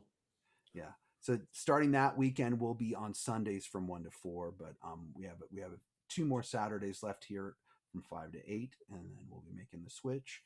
And yeah, if someone can give me a more accurate description of that. Yeah, we talk about the history of the game. There's a lot of interviews, talk about the future of the game, and just sort of celebrating all things Dungeons and Dragons. So, is there D&D? Do you play D&D? Now, what's D&D? Wait, isn't that the Devil's game? We don't. I think so. I'm Devil. The devil. Well, we just fell apart, didn't we? Yeah. 100%. Oh yeah, because we were holding it together great during that game. Yeah. Yeah. Maybe we should just sign out. I don't know. All right, y'all. Let's go around the table here and tell everybody where you can find where we can find you, and we'll go in reverse alphabetical order this time. So we'll start with Vivka. Let us know your handle. Hello, everybody. I am Vivid Vivka. I am your resident kobold for this evening, or I was. I now have a Karina-sized Tyrannosaurus-shaped emptiness in my heart, and she will be crying many a nights, wailing to the moon and forever looking up at the stars. But yeah, you can find me mostly on Twitter.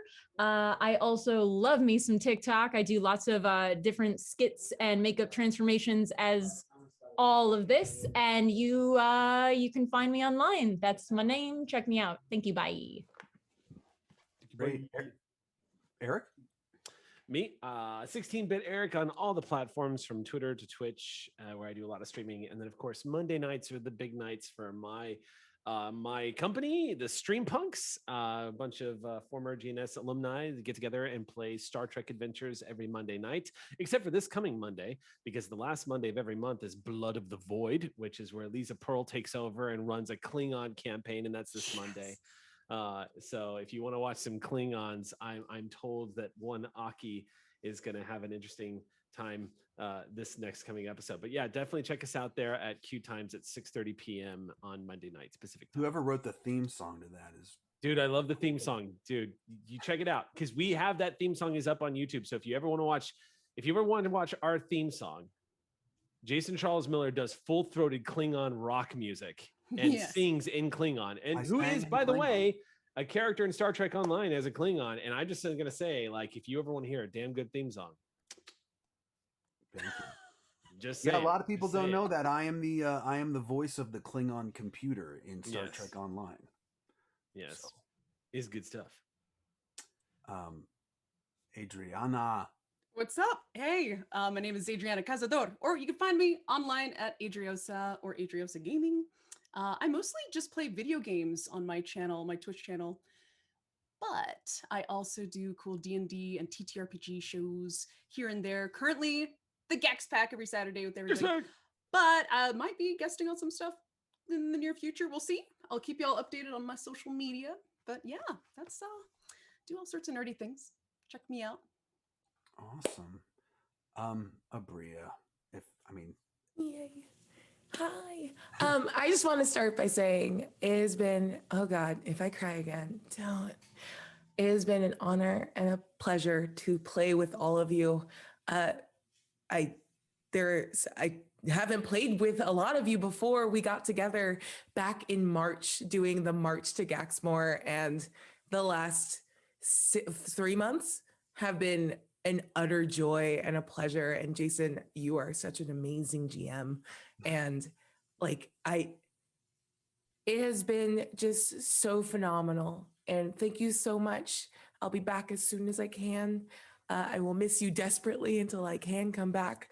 So this has been an amazing story, and I will still be cheering and watching and dropping in chat when I can. And just, y'all are awesome. And my whole heart is here with all of you.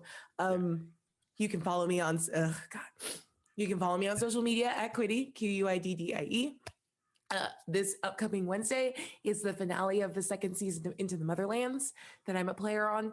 And it's also the premiere of Dimension 20's season that I'm running, because I also replaced Brennan there. I'm replacing your favorite white boys. Yeah, I'm competing with myself. It's at the exact same time. Amazing. So please watch both somehow. 2 tabs. That's all I've ever asked. For Misfits in Magic, which is we're gonna dunk very hard on Harry Potter because it's easy and fun. On Thursday, you can catch me running Exandria Unlimited on Critical Role's channel at 7 p.m. On Fridays, you can catch me on Failed Save over on Pixel Circus's channel.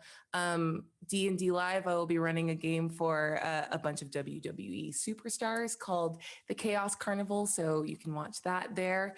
And the comic book that crossover, that The Unleashed, a game I ran back in the fall of 2020, has gone live. It's a crossover with Radiant Black over at Image Comics, so you can get that too.